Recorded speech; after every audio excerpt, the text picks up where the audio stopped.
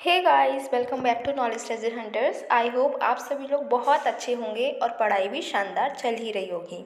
हम क्या कर रहे थे, आपको तो पता ही है कि हम साइंस एंड टेक्नोलॉजी की पीटी 365 को कवर कर रहे थे। 2 पार्ट हम ऑलरेडी कवर कर चुके हैं। आज है हमारा पार्ट 3। मैम, आज हम क्या करने वाले हैं साइंस एंड टेक्नोलॉजी में? तो आज हम चलेंगे स्पेस में। यस, आज हम स्पेस में विजिट करने चलेंगे। सबसे पहले कहाँ चलने वाले हैं? सबसे पहले हम चलेंगे भाई मार्स पर। मून पर चलना है, हाँ जी चलेंगे। सन की बात करेंगे, करेंगे, बट अभी सबसे पहले कहाँ चलेंगे? हम मार्स पर चलेंगे। ओके, तो हमारा जो पहला टॉपिक है that is Mars orbiter mission. ठीक है, मार्स ऑर्बिटर मिशन जो है न्यूज़ में क्यों है मैम, इसको हम क्यों पढ़ रहे हैं बताओ तो ज़रा। तो ये हम इसलिए पढ़ रहे हैं क्योंकि आपको पता है ना कि हमारा एक मंगल मिशन था, राइट? मंगलयान आपने सुना होगा। तो ये जो हमारा मंगल मिशन था ये हमारे लिए बहुत प्राउड मोमेंट था, हमारे इंडिया के लिए बहुत प्राउड मोमेंट था। तो अब ये क्या हुआ है कि जो हमारा मंगल मिशन था, मार्स ऑर्बिटर मिशन था, हुआ ये है कि उसके स्पेस क्राफ्ट से हमारा अब 8 सालों के बाद में कम्युनिकेशन टूट चुका है। तो कम्युनिकेशन टूट गया तो मतलब क्या हुआ कि अब वो जो हमारा स्पेस क्राफ्ट है वो मंगल ग्रह पर क्या कर रहा है, अब हम उसके साथ में कुछ भी कंट्रोल नहीं कर सकते, उसके साथ में कुछ भी कम्युनिकेट नहीं कर पा रहे हैं। हमें नहीं पता कि वो वहाँ पर अब क्या कर रहा है। ठीक है, तो इसी वजह से हम कह सकते हैं कि जो हमारा मॉम मिशन था अब वो एंड हो चुका है। ठीक है, हाँ जी ठीक है। अब ये जो मंगलयान है, मार्स ऑर्बिटर मिशन है, ये क्या है? वैसे तो हम सबको पता है क्योंकि इसके ऊपर तो पूरी हमने एक मूवी भी देखी है, मूवी बनी थी, राइट? और हमने इस जब ये मिशन चल रहा था तो हम डेली इसको टीवी पर बैठकर देखते थे, न्यूज़ देख रहे थे। बहुत जल्दी, बहुत ही ज़्यादा हम इसके साथ में कनेक्ट थे क्योंकि ये पूरी ही इंडिया के लिए एक प्राउड मोमेंट था, राइट? लेकिन फिर भी चलो, बहुत पुरानी बात हो चुकी है, 8 साल पहले की बात है, तो अभी हम फिर से इसको समझ लेते हैं। तो ये हमारा जो मार्स ऑर्बिटर मिशन है इसके क्या ऑब्जेक्टिव्स थे? तो इसके 2 ऑब्जेक्टिव्स थे, एक साइंटिफिक है, दूसरा टेक्नोलॉजिकल है। पहले अगर हम साइंटिफिक ऑब्जेक्टिव की बात करें तो हम क्या करना चाह रहे थे, हम मार्स जो है, मार्स, ठीक है, मार्स क्या है? हमारा एक प्लैनेट है ना। तो उस प्लैनेट की हम सरफेस के फीचर को देखना चाह रहे थे, एक्सप्लोर करना चाह रहे थे कि मार्स की सरफेस कैसी है, ठीक है, वहाँ पर मिनरल कैसी हैं, वहाँ का एटमॉस्फेयर कैसा है, हम सब कुछ जानना चाहते थे। तो अलग अलग साइंटिफिक इंस्ट्रूमेंट्स का यूज़ करते हुए हम क्या करना चाह रहे थे कि जो मार्स है, ठीक है, मार्स की वहाँ पर क्या पानी है या नहीं है, वहाँ पर लाइफ पॉसिबल है कि नहीं है, वहाँ के रॉक कैसे हैं, वहाँ के रॉक्स में मिनरल कैसी मिल रही है, मिट्टी कैसी है, मिट्टी हैवी या नहीं है, एटमॉस्फेयर कैसा है, वहाँ पर ऑक्सीजन है या नहीं है, ये सारी चीज़ें हम एक्सप्लोर करने की कोशिश कर रहे थे। अच्छा, अगर हम टेक्नोलॉजिकल ऑब्जेक्टिव की बात करें तो हम क्या करना चाह रहे हैं कि हम ऐसी टेक्नोलॉजीज़ को डेवलप करना चाहते थे जिससे क्या हो सके, हम जितना भी इंटर प्लेनेटरी मिशंस हैं, ठीक है, जो भी हम दूसरे प्लैनेट पे जाने के लिए जो मिशन हमारे हैं उनमें क्या क्या कैसे प्लानिंग करेंगे, वहाँ की डिज़ाइनिंग, मैनेजमेंट, ऑपरेशंस, इन सब को करने के लिए अलग अलग टेक्नोलॉजीज़ को डेवलप करना चाहते थे। ठीक है, तो 2 हमने ऑब्जेक्टिव समझे। अच्छा, अब इस मिशन के बारे में बात करें, ठीक है, मंगलयान मिशन के बारे में बात करें तो क्या है, इसको लॉन्च किसने किया है? तो पहली बात तो ये इंडिया का पहला इंटरप्लेनेटरी मिशन था। मतलब हम अर्थ पर, मून पर यहाँ तक तो सीमित थे ही, बट अब हमने जब ये मिशन कर लिया 2013 में, तब क्या हुआ कि ये हमारा पहला ऐसा मिशन बना कि हम किसी और प्लैनेट पे गए थे। ठीक है, हमारी अर्थ से हम किसी और प्लैनेट पे गए थे। ठीक है, इसको लॉन्च किसने किया है? तो इसको लॉन्च किया गया है PSLV C-25 से। ठीक है, हाँ जी ठीक है। अब ये जो मिशन है अब ये इसमें ऐसा क्या हो गया कि हम इतना प्राउड फील करते हैं। इनफैक्ट जब ये मिशन ख़त्म हो चुका है फिर भी हमें इस पर बहुत प्राउड फील हो रहा है। तो ऐसा क्यों? तो ये मिशन जो है इसने क्या किया था, इंडिया को पहली ऐसी एशियन कंट्री बना दिया है और दुनिया भर की 4th ऐसी कंट्री बना दिया है जो कि किसी और प्लैनेट पे गए हैं, हमारे मार्स पर पहुँचे हैं। ठीक है, एशिया में तो हम पहली ऐसी कंट्री है जो मार्स तक पहुँचे हैं, और वर्ल्ड की बात करें तो रशिया, US, यूरोपियन यूनियन के बाद में हम 4th कंट्री हैं जो कि मार्स पर पहुँचे हैं। ठीक है, तो ये प्राउड की बात है कि नहीं है बताओ? हाँ जी, बहुत प्राउड की बात है। अच्छा, और बात करें तो 850 किलो का फ्यूल इसने कैरी किया है और 5 साइंस रिसर्च पेलोड्स को ये लेकर गया था। अब जो स्पेस क्राफ्ट है इसको कौन ट्रैक कर रहा था, तो इसको ट्रैक किया जा रहा था इंडियन डीप स्पेस नेटवर्क के द्वारा। और ये जो नेटवर्क है ये कहाँ पर है, तो ये बेंगलुरु के पास में लोकेटेड है। ठीक है जी। और बात करें, हाँ जी और बात करते हैं। तो इसमें और क्या क्या लगा हुआ था, तो इसमें थे मार्स कलर कैमरा। ठीक है, ये क्या करता था, ये जो मार्स कलर कैमरा है जो इसके साथ में गया था, जो पेलोड बताया ना कि 5 पेलोड गए हुए थे, हाँ गए हुए थे। तो उसमें पहला क्या है, तो मार्स कलर कैमरा था जो कि मार्स की सरफेस की पिक्चर्स लेता था। ठीक है, अब ये जो फोटोज़ हैं इनमें क्या होता था कि इन्फॉर्मेशन जो भी इंस्ट्रूमेंट ने दिए हैं उसकी फ़ोटो हमें मिलती थी, और ये इसमें इंफॉर्मेशन कलेक्ट की जा रही थी फ़ोटोज़ का यूज़ करते हुए। सेकंड अपनी चीज़ जो कैरी की है हमारे ये मार्स ऑर्बिटर ने, तो ये क्या था, तो वो था लाइमन अल्फा फोटोमीटर। भाई ये क्या करेगा, तो ये क्या करेगा कि वहाँ पर जो हमारे मार्स है, मार्स पर भाई हाइड्रोजन कितनी है, ड्यूटेरियम कितना है, उसके रेशियो को मापेगा। क्योंकि क्वेश्चन यही हम जब से हमने होश संभाला है, हम ये क्वेश्चन हमेशा से सुनते आ रहे हैं कि मार्स पर क्या लाइफ पॉसिबल है कि नहीं है, क्या मार्स पर पानी है या नहीं है, चांद पर पानी है या नहीं है। ये 2 क्वेश्चन हम बहुत सुनते आ रहे हैं, जब भी हम स्पेस की बात करते हैं तो ये 2 क्वेश्चन सामने आ ही जाते हैं। तो इसी क्वेश्चन का आंसर देने के लिए कि क्या मार्स पर पानी है या नहीं है, वहाँ पर लाइफ पॉसिबल हो सकती है या नहीं, इसके लिए गया था लाइमन अल्फा फोटोमीटर, जो वहाँ पर ड्यूटेरियम और हाइड्रोजन का रेशियो मेज़र कर रहा था। ठीक है, नेक्स्ट है थर्मल इंफ्रारेड इमेजिंग स्पेक्ट्रोमीटर। भाई ये क्या करेगा, तो ये वहाँ पर जो हमारी मार्स है, ठीक है, मार्स पर किस तरीके का सरफेस है, मार्स का सरफेस देखेगा, वहाँ की रॉक्स मिनरल्स इन सबको देखेगा कि भाई वहाँ पर कौन कौन सी मिनरल्स मिल रही हैं, रॉक्स की क्या कंपोजिशन है, ये सब देखने के लिए गया था अपना thermal infrared imaging spectrometer. Fourth payload की अगर हम बात करें तो वो है मार्स एक्सोस्फेरिक न्यूट्रल कंपोजिशन एनालिसिस। ये क्या करेगा, ये एनालाइजर जो है ये देखेगा कि हमारे मार्स के जो एक्सोस्फीयर है, मार्स की एक्सोस्फीयर में क्या क्या आपका जो सीजन जो है किस तरीके से बदल रहा है, पूरे एक दिन में टेम्परेचर कैसे बदलता है, ये सारे जो टेम्परेचर को मापेगा। ठीक है, सीजनल वेरिएशन को देखेगा। क्या देखेगा, मार्स एक्सोस्फेरिक न्यूट्रल कंपोजिशन एनालाइजर। ठीक है, fifth and the last payload जो है जो हमारे मॉम मिशन में गया था वो था मीथेन सेंसर। मीथेन सेंसर क्या करेगा भाई, जो मार्शियन डिस्क है ना, पूरी डिस्क को ये 6 मिनट के अंदर स्कैन करेगा और बताएगा कि कितनी मीथेन वहाँ पर मिल रही है। ठीक है, ओके, इतना समझ में आता है। अब जो टेक्नोलॉजिकल अचीवमेंट्स, अब ये जो हमने मॉम मिशन किया था, अब इस मिशन के अंदर हमें कुछ अचीवमेंट हुई कि नहीं हुई, भाई अचीवमेंट तो बहुत सारी हुई हैं। अभी हमने कुछ अचीवमेंट्स को डिस्कस भी किया था, हमारी पोजीशन देखी थी कि क्या वर्ल्ड में पोजीशन हो गई इसकी वजह से। लेकिन टेक्नोलॉजिकल अचीवमेंट्स की अगर हम बात करें तो सबसे पहली बात इन्होंने क्या किया, इस मिशन की वजह से हमें पता चल पाया है कि जो मार्स का एक्सोस्फीयर है वहाँ पर बहुत सारी गैसेस मिल रही हैं। तो जो जो गैसेस वहाँ पर मिल रही हैं मार्स के एक्सोस्फीयर में, वो गैसेस हमें पता चल पाई, उसका कंपोजिशन पता चल पाया। साथ ही साथ में हमने डिस्कवर किया है एक सुप्रा थर्मल आर्गन 40 एटम को। ठीक है, हमें मार्स के एक्सोस्फीयर में क्या मिला है, एक सुप्रा थर्मल आर्गन 40 का एटम भी मिला, तो हमने इसकी डिस्कवरी की है। पहली बार इसने फोटोग्राफ लिया है डाइमोस का। डाइमोस मैम, डाइमोस क्या है, डाइमोस क्या है, तो भाई डाइमोस है जो जैसे हमारा मून है, ठीक है, अर्थ का नेचुरल सैटेलाइट क्या है, मून है, ऐसी मार्स का नेचुरल सैटेलाइट है डाइमोस, जिसकी पहली बार पिक जो है ली गई है। ओके, मिशन ने बताया है कि मार्स की जो पोलर आइस कैप्स हैं उसमें टाइम वेरिएशन को देखा है कि मार्स की जो पोलर आइस कैप हैं कब पिघल रही हैं, कब बढ़ रही हैं, कब नई क्रिएट हो रही हैं, ये सब देखा गया है। ओके, अच्छा जी, क्या मार्स में जो मिशन हुआ है ये हम ही को सपना आ गया था कि चलो मार्स में मिशन पहुंचाते हैं? नहीं नहीं नहीं भाई, बहुत सारे मिशन चल रहे हैं, अलग अलग कंट्री ने बहुत सारे मिशन को जो है मार्स पर पहुंचाया है। जैसे पहला अगर हम बात करें तो परसेवरेंस। ठीक है, परसेवरेंस की अगर हम बात करें तो ये कौन सी कंट्री का है, यूएसए।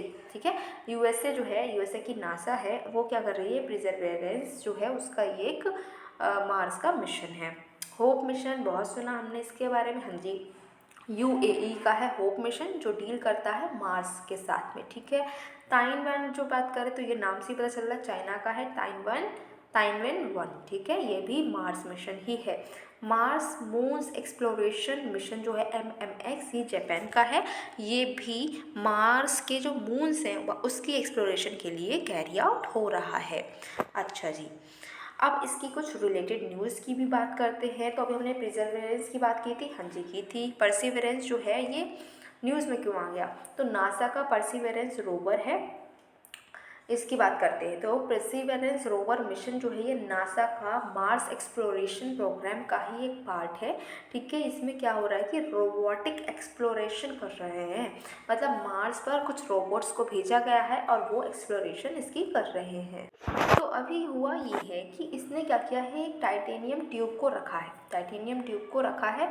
उस टाइटेनियम ट्यूब में क्या था, उस टाइटेनियम ट्यूब में थे रॉक सैंपल्स, जो हमारे मार्स की सरफेस पर रॉक्स मिल रहे हैं उसके सैंपल थे टाइटेनियम ट्यूब में, जो कि इसने अभी रखा है। ठीक है, इसमें जो सैंपल्स हैं वो कहाँ कहाँ के लिए गए, कौन कौन से, चलो देखते हैं। तो इग्नियस रॉक सैंपल जो है, आपको पता है ना कि बहुत सारे तरीके की रॉक्स होती हैं, मेटामॉर्फिक रॉक है, इग्नियस रॉक है, तो ये अलग अलग सेडिमेंट्री रॉक है। तो ये जो अलग अलग रॉक्स हैं ये आपने ज्योग्राफी में पढ़ी होंगी, है ना।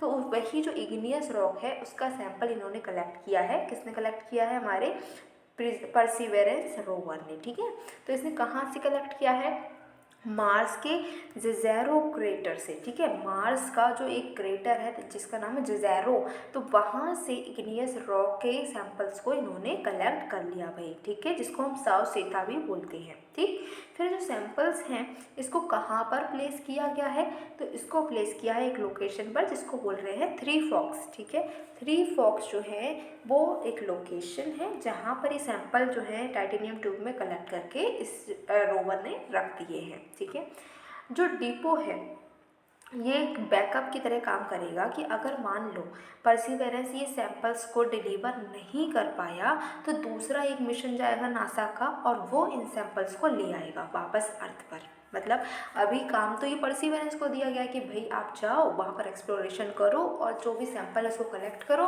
उसके बाद में वापस आते हुए उनको ले आना, ये कहा गया है। लेकिन परसिवरेंस बाई चांस नहीं ला पा रहा है सैंपल्स को, तो उसने डिपॉजिट करा है। ठीक है, कहाँ डिपॉजिट किया, थ्री फॉक्स में। ठीक है, थ्री फॉक्स में ये सारी कलेक्ट कर करके डिपॉजिट कर रहा है परसिवरेंस। अब बाई चांस अगर ये नहीं ला पाएगा तो नासा दूसरे मिशंस को भेजेगा और वो मिशंस उस कलेक्ट किए हुए जितने भी सैंपल्स हैं उनको वापस अर्थ पर ले आएगा। ठीक है जी, अभी हुआ ये है कि इसने सोलर एक्लिप्स को भी कैप्चर किया है। जो मार्स का, जो ये नासा का परसिवरेंस है, परसिवरेंस रोवर जो है उसने क्या किया है, उसने सोलर एक्लिप्स देखा है। भाई हमारी अर्थ पर सूर्य ग्रहण लगता है कि नहीं लगता है, लगता है। तो ऐसे ही मार्स पर भी सूर्य ग्रहण लगा और इसने कैप्चर किया है। ठीक है, और इसमें फोबोस को भी देखा गया। फोबोस क्या है, अर्थ के दो मून है, एक तो डाइमोस जिसके बारे में हमने अभी पढ़ा कि उसकी एक फोटोग्राफ ली गई थी, एक फोबोस भी है। ठीक है, मार्स की oxygen in situ resource utilisation experiment है जो मॉक्सी, उसने क्या किया है, ऑक्सीजन को प्रोड्यूस किया है मार्स में। ठीक है, मार्स में क्या है, ऑक्सीजन इतनी ज़्यादा नहीं है, तो वहाँ के एटमॉस्फेयर की गैसेस लेकर जो हमारी मॉक्सी है, मॉक्सी ने वहाँ पर ऑक्सीजन को प्रोड्यूस किया है। तो ये भी न्यूज़ में रहा। मॉक्सी को वही किसने भेजा है, तो मॉक्सी को जो है मासेट्स इंस्टीट्यूट ऑफ टेक्नोलॉजी ने नासा के परसिवरेंस रोवर के साथ में ही भेज दिया था। तो मॉक्सी ने भी काम करके दिखाया है भाई।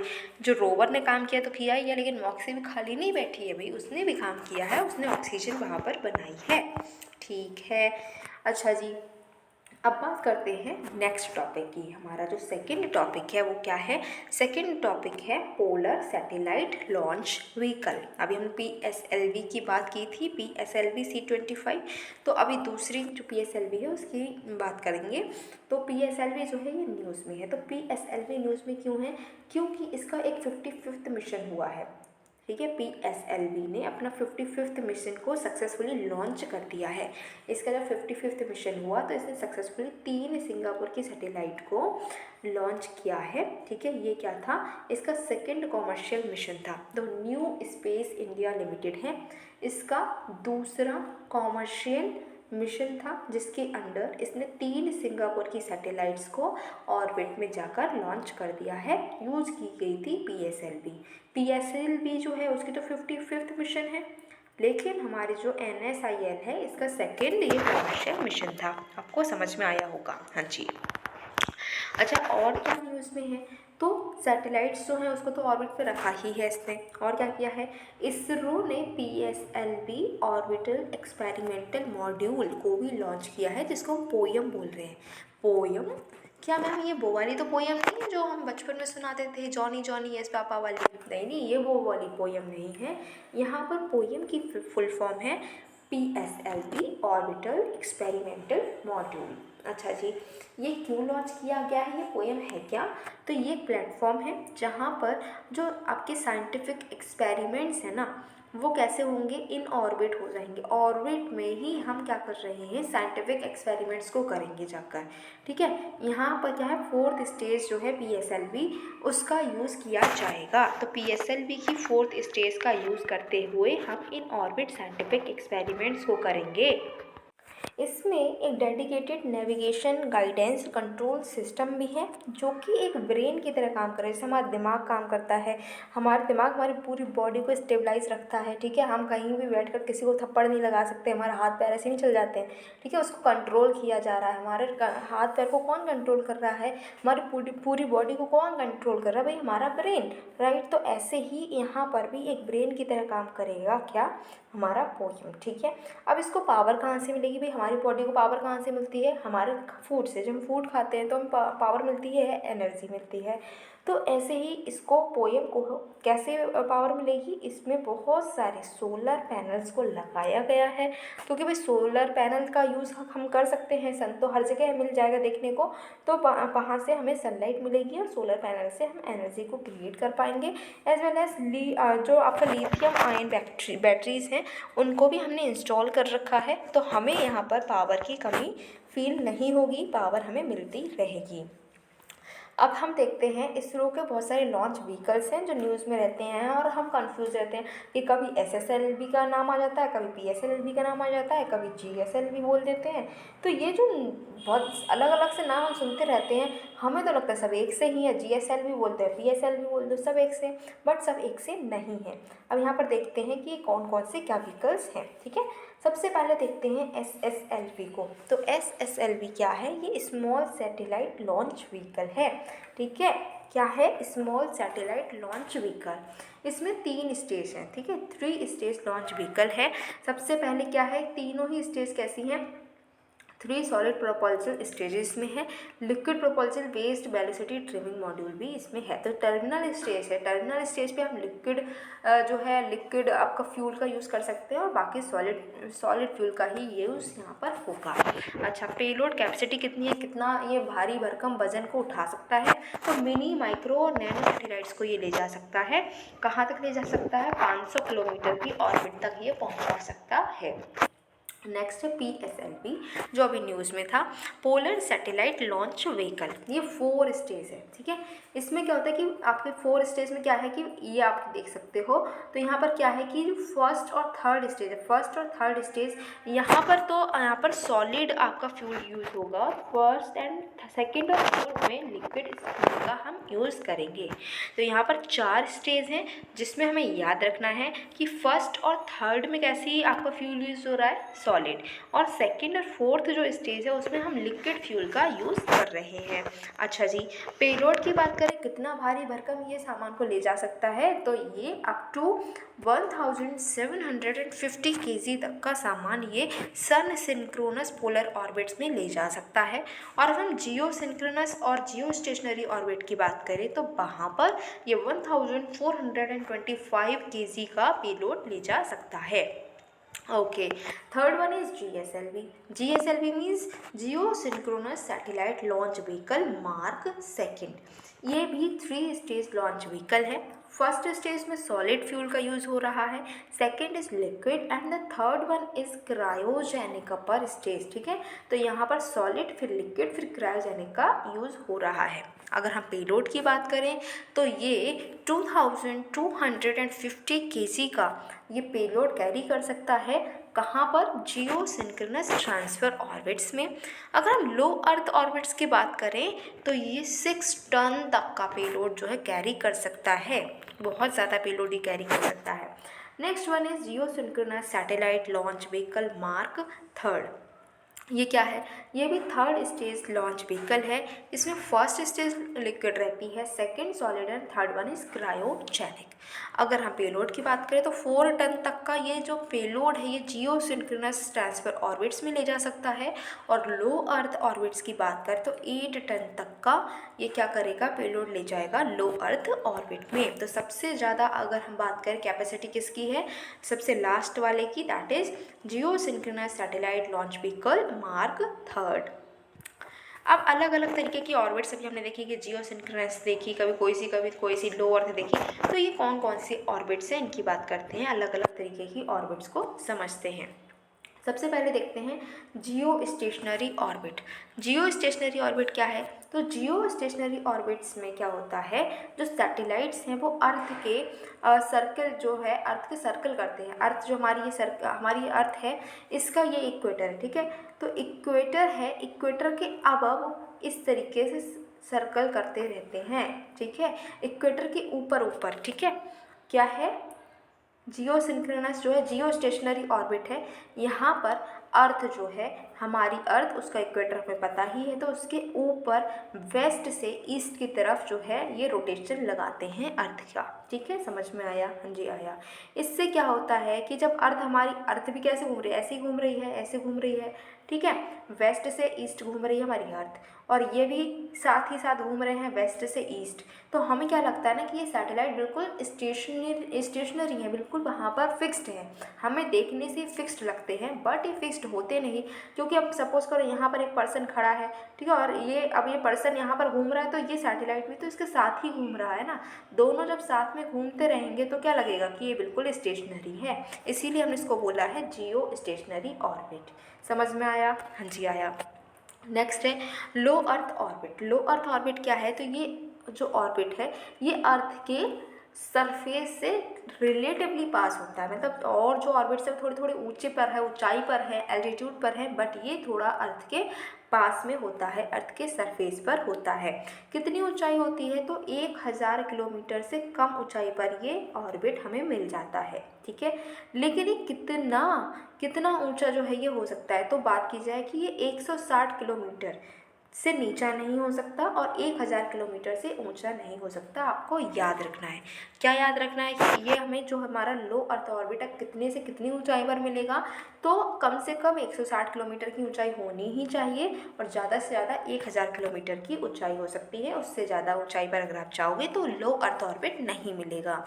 अच्छा जी, नेक्स्ट है पोलर ऑर्बिट।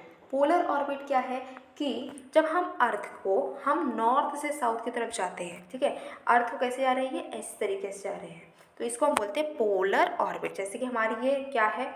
हमारी ये अर्थ है। ठीक है, अभी अगर हमने जियो स्टेशनरी की बात की तो हमने देखा था ऐसे ऐसे ऐसे ये मूव हो रही थी, तो ये तो हो गया जियो स्टेशनरी। ठीक है, बट पोलर ऑर्बिट क्या है कि हमारा जो नॉर्थ पोल है और साउथ पोल है, तो इस तरीके से अगर मूव कर रहे हैं तो ये हमारी क्या हो जाएगी? पोलर ऑर्बिट हो जाएगी, जो अर्थ के पोल्स को रोटेट कर, पोल्स की तरफ रोटेशन कर रहे हैं। ठीक है, ओके। नेक्स्ट है सन सिंक्रोनस ऑर्बिट। सन सिंक्रोनस ऑर्बिट क्या है? ये एक तरीके का ही पोलर ऑर्बिट के जैसा ही है, लेकिन यहाँ पर क्या होता है कि सन के साथ में सिंक्रोनस रहती है। ठीक है, सन के साथ में सिंक्रोनस रहती है। जिस तरीके से सन मूव करता जा रहा है उसके साथ में ये मूव करते जाएंगे। हमने देखा है ना, सन का भी मूवमेंट होता है ट्रॉपिक ऑफ कैंसर और कैप्रिकॉर्न के बीच में, तो उसके साथ में ही ये मूव करेंगे, तो ऐसा लगेगा कि सन के साथ साथ ही मूव करते जा रहे हैं। ठीक है, ओके। नेक्स्ट टॉपिक की अगर हम बात करें तो नेक्स्ट टॉपिक है हमारा नाविक। नाविक क्या है? नाविक है नेविगेशन विद इंडियन कॉन्सिलेशन। ठीक है भाई, नाविक जो है ये न्यूज़ में क्यों है? तो सेंटर क्या कह रहा है? सेंटर कह रहा है, स्मार्टफोन मेकर से बोल रहा है कि उनको क्या करना है, नाविक को भी सपोर्ट कराना है अपने जो इनके जो भी नए स्मार्टफोन बनेंगे उसमें नाविक एप्लीकेशन भी काम करे, ऐसा बोला जा रहा है। हमारी जो सरकार है वो क्या बोल रही है, जितने भी कंपनीज स्मार्टफोन्स बनाती हैं उनसे उन्होंने कहा है, हमारी सरकार ने क्या बोला कि आप ऐसे स्मार्टफोन बनाएं जिसमें नाविक एप्लीकेशन भी काम कर सके। ओके, अब उन्होंने ये क्यों बोला है, आखिर नाविक है क्या, इसको समझते हैं। तो ये एक इंडिपेंडेंट नेविगेशन सैटेलाइट सिस्टम है। कैसा है कि हम नेविगेशन में इसका यूज़ करते हैं। भाई क्या हम नेविगेशन पहले तो होता क्या, ये समझो। जैसे कि अब हम कहीं जाना चाह रहे हैं, ठीक है, हम अपने फ्रेंड के घर पर जाना चाह रहे हैं, उसने नया कहीं पर घर लिया है, लेकिन हम उसके घर पर आज तक गए नहीं हैं, नया नया उसने घर लिया है, वहाँ पर वो नए घर लेने की खुशी में पार्टी दे रहा है, हमें भी इनवाइट किया गया, हम भी जाना चाह रहे हैं। तो उसने क्या कहा, उसने कहा मैं आपको लोकेशन भेज रहा हूँ, आप इस लोकेशन को ट्रैक करते हुए आ जाओ। तो हम उस लोकेशन को ट्रैक करते हुए जब जा रहे हैं, पूछते पाछते पहुँचेंगे, वो क्या है, हम किसी भी जगह को ढूंढते हैं जाते हैं, वो किसी भी आपके लोकेशन को ट्रैक करते हुए जा रहे हैं, उसको हम नेविगेशन बोलते हैं। ठीक है, तो ये क्या है, नाविक भी हमारा एक नेविगेशन का ही एक सिस्टम है। ठीक है, नेविगेशन हम इससे करते हैं। ठीक है, और इसको किसने डेवलप किया है, इसको डेवलप किया है इसरो ने। तो इसरो ने इसको डेवलप किया है, एक ऐसा सिस्टम है जो नेविगेशन में यूज़ होता है। ठीक है, हाँ जी, पहले हम इसको बोलते थे Indian regional navigation satellite system, लेकिन हमने कहा कि भाई ये नाम अच्छा नहीं लग रहा है, ऐसे करो नाविक नाम रखो, तो इसका नाम हो क्या है, नाविक। ठीक है, अब ये क्या क्या कवर कर रहा है, इसकी कवरेज कितनी है, तो 7 सैटेलाइट्स को कंसिस्ट करता है, 7 सैटेलाइट्स इसमें हैं। ठीक है, पूरी ही इंडिया का लैंडमास जो है उसको ये कवर कर रहा है। ठीक है, क्या कर रहा है कि हमारी पूरी की पूरी इंडिया के लैंडमास को ये कवर करता है, 7 सैटेलाइट्स इसमें लगे हुए हैं, और 1500 किलोमीटर्स तक की जो इसकी बाउंड्रीज़ हैं, हमारी इंडिया की बाउंड्री है, ठीक है, सपोज करो इतनी बाउंड्री है, तो इसके 1500 किलोमीटर तक भी और आगे तक भी ये कवर करेगा। ठीक है, हाँ जी, ठीक है। अच्छा, आने वाले चेंजेस की बात अगर हम करें कि क्या क्या चेंजेस अभी आगे आएंगे, तो L1 स्पेक्ट्रम बैंड जो है उसको इसमें ऐड किया जाएगा, जो कि GPS का पार्ट है, और ज़्यादातर जो सिविलियन नेविगेशनल यूज़ होते हैं उसमें हम क्या करते हैं, L1 स्पेक्ट्रम बैंड का यूज़ करते हैं। ठीक है, तो L1 स्पेक्ट्रम बैंड का हम यूज़ कर रहे हैं, नेविक में ऐड किया जाएगा, जो कि GPS का पार्ट होगा। ठीक है, और ये क्या करेगा, सिविलियन नेविगेशनल यूज़ में काम आएगा ऑब्वियसली। ठीक है, इससे होगा क्या, क्यों हम इसको ऐड कर रहे हैं, अभी भी तो काम चल रहा है ना, तो हम कुछ और क्यों ऐड कर रहे हैं, तो हम क्या करना चाहते हैं कि हम एक्सपेंशन जो है ये हम जो ऐड कर रहे हैं, इससे क्या होगा, सिविलियन सेक्टर में भी हम नाविक का यूज़ कर सकते हैं। ठीक है, शिप्स हैं, एयरक्राफ्ट ट्रैवलिंग है, वो जब हम करेंगे तो भी हमें तो कुछ डायरेक्शन की ज़रूरत होगी ना, उसमें भी हम नाविक का यूज़ कर पाएंगे, इसलिए हमने इसमें ये ऐड करने की कोशिश की है। अच्छा, ये जो नाविक है ये कहाँ कहाँ अप्लाई हो सकता है, इसका यूज़ कहाँ कहाँ हो सकता है, तो इसको हम यूज़ कर सकते हैं कि कोई भी पब्लिक व्हीकल है उसको ट्रैक कर सकते हैं। ठीक है, इमरजेंसी वार्निंग अलर्ट्स दे सकते हैं फिशरमैन को।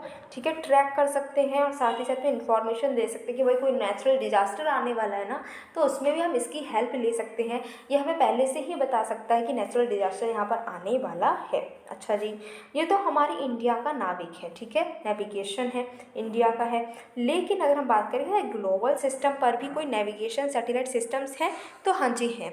यूएस का क्या है, GPS है, जिसको हम लोग भी यूज़ करते हैं। ग्लोनास क्या है, ये रशिया का है। गैलीलियो है यूरोपियन यूनियन का। और बीडू, बीडू कहाँ का है भाई, बीडू है चाइना का। ओके, रिलेटेड न्यूज़ की अगर हम बात करें तो भाई रिलेटेड न्यूज़ क्या है, तो रिलेटेड न्यूज़ ये है कि जो एयरपोर्ट्स अथॉरिटी ऑफ इंडिया है, इसने सक्सेसफुली गगन का यूज़ करते हुए, जो गगन बेस्ड आपका LPV अप्रोच प्रोसीजर है, इसका यूज़ करते हुए फ़्लाइट ट्रायल्स को कंडक्ट किया है। ठीक है, अब इंडिया जो है पहली ऐसी कंट्री बन गई है एशिया पैसिफिक रीजन में जिसने ये जो है एयर नेविगेशन सर्विसेज की फील्ड में इसका यूज़ कर पाए हैं, गगन का यूज़ करते हुए फ़्लाइट ट्रायल्स करी हैं। ये फ़्लाइट ट्रायल्स कर हम ऐसी कंट्री बन गई एशिया पैसिफिक रीजन में जिसने एयर नेविगेशन सर्विसेज में इतना अच्छा मुकाम हासिल किया है। आखिर ये जो गगन है ये क्या है, तो गगन जो है, गगन और LPV ये क्या है? तो LPB की पहले बात करो तो लोकलाइज एयर परफॉर्मेंस है विद वर्टिकल गाइडेंस। ये क्या करता है? ये परमिट करता है एयरक्राफ्ट को कि आप किस तरीके से एयरक्राफ्ट को, भाई एयरक्राफ्ट हम उड़ा रहे हैं, ठीक है, हम एरोप्लेन उड़ा रहे हैं, तो उसमें हमें कुछ नेविगेशन भी तो चाहिए होता है कि भाई इधर मुड़ना है, उधर मुड़ना है, कुछ रूट होता है। हमारे एयर में तो रूट होते हैं ना, सड़क जैसे बनी हुई है, पर हवा में सड़क तो नहीं है, बट हाँ कुछ उनके रूट होते हैं, तो उस रूट को गाइडेंस प्रोवाइड करता है LPB, ठीक है। हाँ जी। गगन की बात करें तो गगन एक इंडियन सैटेलाइट बेस्ड एक ऐसा सिस्टम है जिसको आपका AAI, जो आपकी एयरपोर्ट्स अथॉरिटी ऑफ इंडिया है, और इसरो, इन दोनों ने मिलकर क्या किया है? डेवलप किया है। किसके लिए? कि इक्वेटोरियल रीजन में हमारी जो नेबरिंग कंट्रीज़ हैं वो भी इसका यूज़ कर सकती हैं। किसका? गगन का। और हमारी इंडिया भी इसका यूज़ कर सकती हैं। ये जो वो 4 स्पेस बेस्ड ऑगमेंटेशन सिस्टम्स हैं जो कि पूरी दुनिया में अवेलेबल है, उसमें से हमारा गगन भी एक है, ठीक है। 4 कौन कौन से हैं? तो US का है वास, ठीक है, यूरोप का है इग्नोस, जापान का है एमसास, और हमारा है गगन, ठीक है। अब इसका क्या क्या बेनिफिट हो सकता है? तो एयर ट्रैफिक को कंट्रोल कर सकते हैं, रोड रेलवे ट्रांसपोर्ट को मैनेज कर सकते हैं, फार्मर्स को हेल्प कर सकते हैं क्रॉप स्प्रेइंग में। नेक्स्ट है हमारा जो topic that is Artemis 1। Artemis 1 ये क्या है और क्यों न्यूज़ में है, इसको देखते हैं। तो न्यूज़ में इसलिए है क्योंकि अभी नासा का जो आर्टेमिस 1 मिशन है ये सक्सेसफुली लिफ्ट ऑफ हुआ है। कहाँ से? कैनेडी स्पेस सेंटर से। तो जो कैनेडी स्पेस सेंटर है वहाँ से इन्होंने आर्टेमिस 1 जो है इसको लॉन्च किया है। किसका है ये आर्टेमिस 1? आपको याद रखना है ये नासा का ही एक मिशन है, ठीक है। आर्टेमिस 1 मिशन की अगर हम बात करें तो भई ये क्या करना चाह रहे हैं? अभी हमने देखा था कि हम कहाँ गए थे, घूमते घामते स्पेस में घूम रहे हैं ना हम अभी, तो स्पेस में घूमते हम कहाँ गए थे? सबसे पहले हम गए थे मार्स पर, राइट, मार्स पर गए थे। अब हम कहाँ जा रहे हैं? अब हम जा रहे हैं M for Mars, M for moon. तो आर्टेमिस 1 जो है उसकी कोशिश ये है कि हम मून पर जाएंगे। अब मून पर जाकर करेंगे क्या? अभी देखते हैं भाई ये मून पर जाकर क्या करेंगे। सबसे पहली बात तो हम लॉन्ग टर्म ह्यूमन प्रेजेंस को बनाना चाह रहे हैं मून पर। हम कह रहे हैं भाई मून तो बहुत चमक रहे हो, अर्थ पर तो हम बहुत ज़्यादा पॉपुलेशन बढ़ा ही चुके हैं, हमें रहने की जगह नहीं मिल रही है, अब हम तुम्हारे ऊपर आकर रहेंगे, ठीक है। तो क्या हो रहा है कि ह्यूमन क्या कर रहे हैं कि अर्थ को छोड़कर, अर्थ पर तो उन्होंने कर ही लिया ना, अर्थ को तो बर्बाद कर ही लिया है, तो अब कह रहे हैं कि अच्छा कहीं और जगह रहनी चाहिए, कोई और जगह रहने की ढूंढ लें। अब वो मून पर भी जाकर कब्जा करने की कोशिश कर रहे हैं, भाई मून पर भी घूमने घामने पहुँच ही गए हैं। तो इसका एम ये है फिलहाल तो, अगर हम आर्टेमिस 1 की बात करें तो, कि लॉन्ग टर्म ह्यूमन प्रेजेंस को बनाना है मून पर। अच्छा, मिशन स्पेसिफिकेशंस की बात करें, मिशन में क्या क्या है, तो ये एक अनक्रूड फ्लाइट टेस्ट है जो कि ह्यूमन डीप स्पेस एक्सप्लोरेशन की फाउंडेशन रखेगा, ठीक है। आर्टेमिस से क्या हुआ था? आर्टेमिस से हम, जो हमारी नासा है वो प्लान कर रही है कि मून पर पहली वीमन को भेजा जाए। देखो, मून पर पहले मैन तो पहुंच चुके थे बहुत सारे, उसके बाद में बहुत सारे लोग भी मून पर पहुंचे हैं। अब कोशिश की जा रही है नासा के द्वारा कि पहली वूमन को भी मून पर भेजा जाए, ठीक है। मिशन स्पेसिफिकेशन ये है कि अभी ये अनक्रूड, मतलब कोई भी पर्सन इसमें नहीं है, फ्लाइट टेस्ट की जाएगी, उसके बाद में पर्सन जो है ह्यूमन को भी वहाँ पर भेजा जाएगा। पहला इंटीग्रेटेड टेस्ट जो है नासा का डीप स्पेस एक्सप्लोरेशन सिस्टम्स का, जो हम यहाँ पर आर्टेमिस 1 को देखेंगे अभी। तो ये आर्टेमिस 1 क्या है? स्पेस लॉन्च सिस्टम रॉकेट है, मोस्ट पावरफुल रॉकेट है पूरी दुनिया में, जो कि स्पेस लॉन्च सिस्टम रॉकेट है। आर्टेमिस 1 में इसी का यूज़ किया जा रहा है। ये डीप स्पेस मिशन जो है ह्यूमन के साथ में स्पेस मिशन के लिए ही ये बनाया गया है। ओरियन स्पेसक्राफ्ट का यूज़ किया जाएगा, ये एस्ट्रोनॉट्स को कैरी करेगा, ठीक है, डीप स्पेस में एस्ट्रोनॉट्स को ले जाने के लिए कैरी करेगा, ठीक है। ये ओनली ऐसा स्पेसक्राफ्ट है जिसके अंदर ये कैपेबिलिटी है कि लोग अगर बैठे हैं, ठीक है, इसमें जो क्रू है वो भी उसको ये ले जा सकती है, लोगों को ले जा सकता है ये स्पेसक्राफ्ट। ऊपर कहाँ पर ले जाएगा? मून पर, और फिर वहाँ से सही सलामत वापस भी लेकर आएगा। अच्छा, कैनेडी स्पेस जो है सेंटर, वहाँ पर ये जो है वहाँ से लॉन्च होगा, हमने देखा ही है, ठीक है। तो वहाँ से ये क्या करेगा? लॉन्च होगा। रॉकेट स्पेसक्राफ्ट से कहीं से लॉन्च होते हैं, ठीक है। अब ये हमने देखा क्या काम है, आर्टेमिस 1 समझ पाए कि मून पर जाना है, फर्स्ट वूमन को लेकर जाएंगे, ह्यूमन्स को लेकर जाएंगे, लेकिन अभी ये अनह्यूमन जो अनक्रूड, इसकी अभी फ्लाइट टेस्ट हो रही है। ये नासा का ही एक मिशन है, ठीक है। फ्यूचर मिशन कौन कौन से हैं? तो आर्टेमिस 1 अभी चल रहा है, आर्टेमिस 1 के बाद आर्टेमिस 2 भी आएंगे, 2024 में आर्टेमिस 2 आएगा, और आर्टेमिस 3 आएगा आपका 2026 में, ठीक है, हाँ जी। अब अगर हम आर्टेमिस की बात करें, ठीक है, आर्टेमिस और अपोलो इन दोनों की बात अगर हम करते हैं तो पहले नासा का एक प्रोग्राम था अपोलो, नाम तो आपने सुना ही होगा। अपोलो की देखो, अपोलो और आपकी आर्टेमिस ये दोनों सिस्टर्स हैं ऐसा माना जाता है, ठीक है। अपोलो और आर्टेमिस दोनों सिस्टर हैं। तो पहले अपोलो हो चुका है इनका प्रोग्राम, ठीक है भाई। अपोलो क्या है, अपोलो जो प्रोग्राम है इसकी वजह से ह्यूमन पहुंचे थे मून पर, ठीक है। अब क्या है, आर्टेमिस चल रहा है, फिर से हम मून पर जाने की कोशिश कर रहे हैं। अपोलो की ट्विन सिस्टर को हमने यहाँ पर चूज़ किया है, इसीलिए इसका नाम आर्टेमिस रखा गया है। अच्छा, आर्टेमिस 1 मिशन जो है इसके ऑब्जेक्टिव्स की बात करें तो सबसे पहले ये क्या बता रहा है कि ओरियन की जो हीट शील्ड है वो बहुत ही ज़्यादा हाई स्पीड को बर्दाश्त कर सकती है, बहुत ही ज़्यादा हीट कंडीशन जो है उसको टॉलरेट कर सकती है जब अर्थ के एटमॉस्फेयर में वापस आएगी। अब ओरियन क्या है ये देखो, अभी हमने बात की थी ओरियन स्पेसक्राफ्ट की, राइट। हमने देखा था कि ओरियन स्पेसक्राफ्ट क्या है कि लोगों को ये स्पेस में ले जा सकता है और सही सलामत वापस भी ला सकता है, राइट। तो यहाँ पर यही बताने की कोशिश कर रहे हैं, ये दिखाने की कोशिश कर रहे हैं कि हमारा जो ओरियन स्पेसक्राफ्ट है इसके अंदर ये ताकत है कि ये बहुत ही हाई स्पीड को बर्दाश्त कर सकता है और बहुत ही ज़्यादा अगर हाई हीट कंडीशंस हैं उसमें भी ये ओरियन स्पेसक्राफ्ट जो है अच्छे से काम करेगा, फेल नहीं होगा, ठीक है। क्योंकि हमें पता है ना कि अर्थ के एटमॉस्फेयर जो है उसमें हम वापस आते हैं, स्पेस से जब वापस आते हैं तो बहुत ज़्यादा फ्रिक्शन होता है और जो मैक्सिमम जो एयरक्राफ्ट होते हैं वो उसमें आग लग जाती है, राइट। बहुत सारे एक्सीडेंट्स हो जाते हैं, तो उसको हम अवॉइड करना चाह रहे हैं, इसके लिए इन्होंने ये अपना स्पेसक्राफ्ट तैयार किया है। साथ ही साथ में जो रेडिएशन हो रही है डीप स्पेस में, क्या क्या रेडिएशन होती है उसको भी एक्सप्लोर किया जाएगा, ठीक है। अब स्प्लैश डाउन के बाद में ओरियन को हम रिट्राइव करेंगे जिससे कि हम जो इन्फॉर्मेशन है ना फ्यूचर मिशन के लिए वो प्रोवाइड कर सकें, तो फ्यूचर मिशन में हमें कुछ इन्फॉर्मेशन यहाँ से मिल सके इसकी भी कोशिश की जाएगी। नेक्स्ट है कि हम फ्लाइट टेस्ट को करेंगे जिससे कि हम जो ओरियन की नेविगेशन सिस्टम है उसको सर्टिफाई कर सकें कि हाँ भाई ओरियन ठीक है, इस पर हम ट्रस्ट कर सकते हैं। मून की स्टडी तो करनी ही है, मून की स्टडी हम करेंगे तो हमें पता चलेगा कि मून कैसे बना है। अच्छा, मून बना है तो अर्थ भी कैसे बनी है, स्पेस कैसे बना है, इन सब के बारे में भी हम पता कर सकते हैं। ओके, अब अगर हम बात करते हैं कि हमारे मून जो है, अभी हमने देखा था मार्स के लिए बहुत सारे मिशन देखे थे, अलग अलग कंट्री कोशिश कर रही हैं, तो मून के लिए भी बहुत सारी कोशिश हो रही है। अच्छा, मून पर कौन कौन से मिशन जाने के लिए हैं, तो यूएसएसआर की अगर हम बात करें तो मून के मिशन कौन कौन से थे, लूना 1, लूना 2, लूना 3। लूना 2 जो है पहला स्पेसक्राफ्ट था जो कि मून की सरफेस तक पहुंचा था, ठीक है। किसका है, यूएसएसआर का। नेक्स्ट है यूएसए के अगर हम मिशन की बात करें जो मून के लिए डेडिकेटेड थे, उसमें है लूनर ऑर्बिटर 1, अपोलो 11, ठीक है, जिसमें पहली बार जो है ह्यूमंस लैंड करे थे मून पर, और लूनर रिकॉनिसेंस ऑर्बिटर, ठीक है। नेक्स्ट है जापान का है हीटे, चाइना का है चैंज 1, ठीक है, और इंडिया का तो चंद्रयान 1, चंद्रयान 2 और चंद्रयान 3 तो आने वाला है।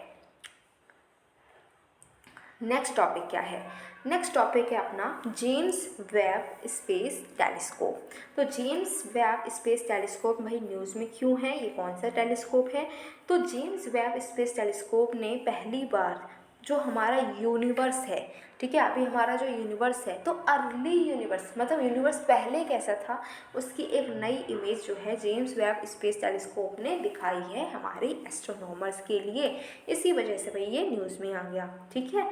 अगर और बात करें हम तो टेलीस्कोप ने क्या किया है, एक इमेज जो है उसको कैप्चर किया है।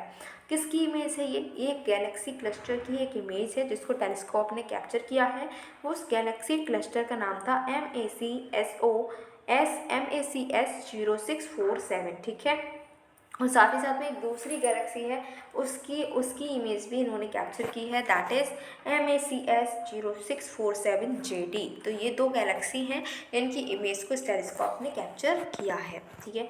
साइंटिस्ट जो हैं वो मान रहे हैं कि ये एक ऐसा इवेंट है जहाँ पर गैलेक्सी मर्जर हुआ होगा अर्ली यूनिवर्स का, ठीक है। जो डिस्टेंट गैलेक्सी है वो हमें दिख रही है, क्योंकि ग्रेविटेशनल लेंसिंग की वजह से हमें डिस्टेंट मतलब किसी दूर की गैलेक्सी भी हम देख पा रहे हैं। क्यों देख पा रहे हैं? ग्रेविटेशनल लेंसिंग की वजह से। अब बात कर ली जाए कि आखिर ग्रेविटेशनल लेंसिंग क्या होता है। देखो, ग्रेविटेशनल लेंसिंग क्या होता है। अब यहाँ पर दो आपकी गैलेक्सीज़ हैं, ठीक है, ये दो गैलेक्सीज़ हैं। अब यहाँ पर क्या है, दो गैलेक्सीज़ हैं और ये एक पर्सन है, ठीक है, ये क्या है, एक पर्सन है।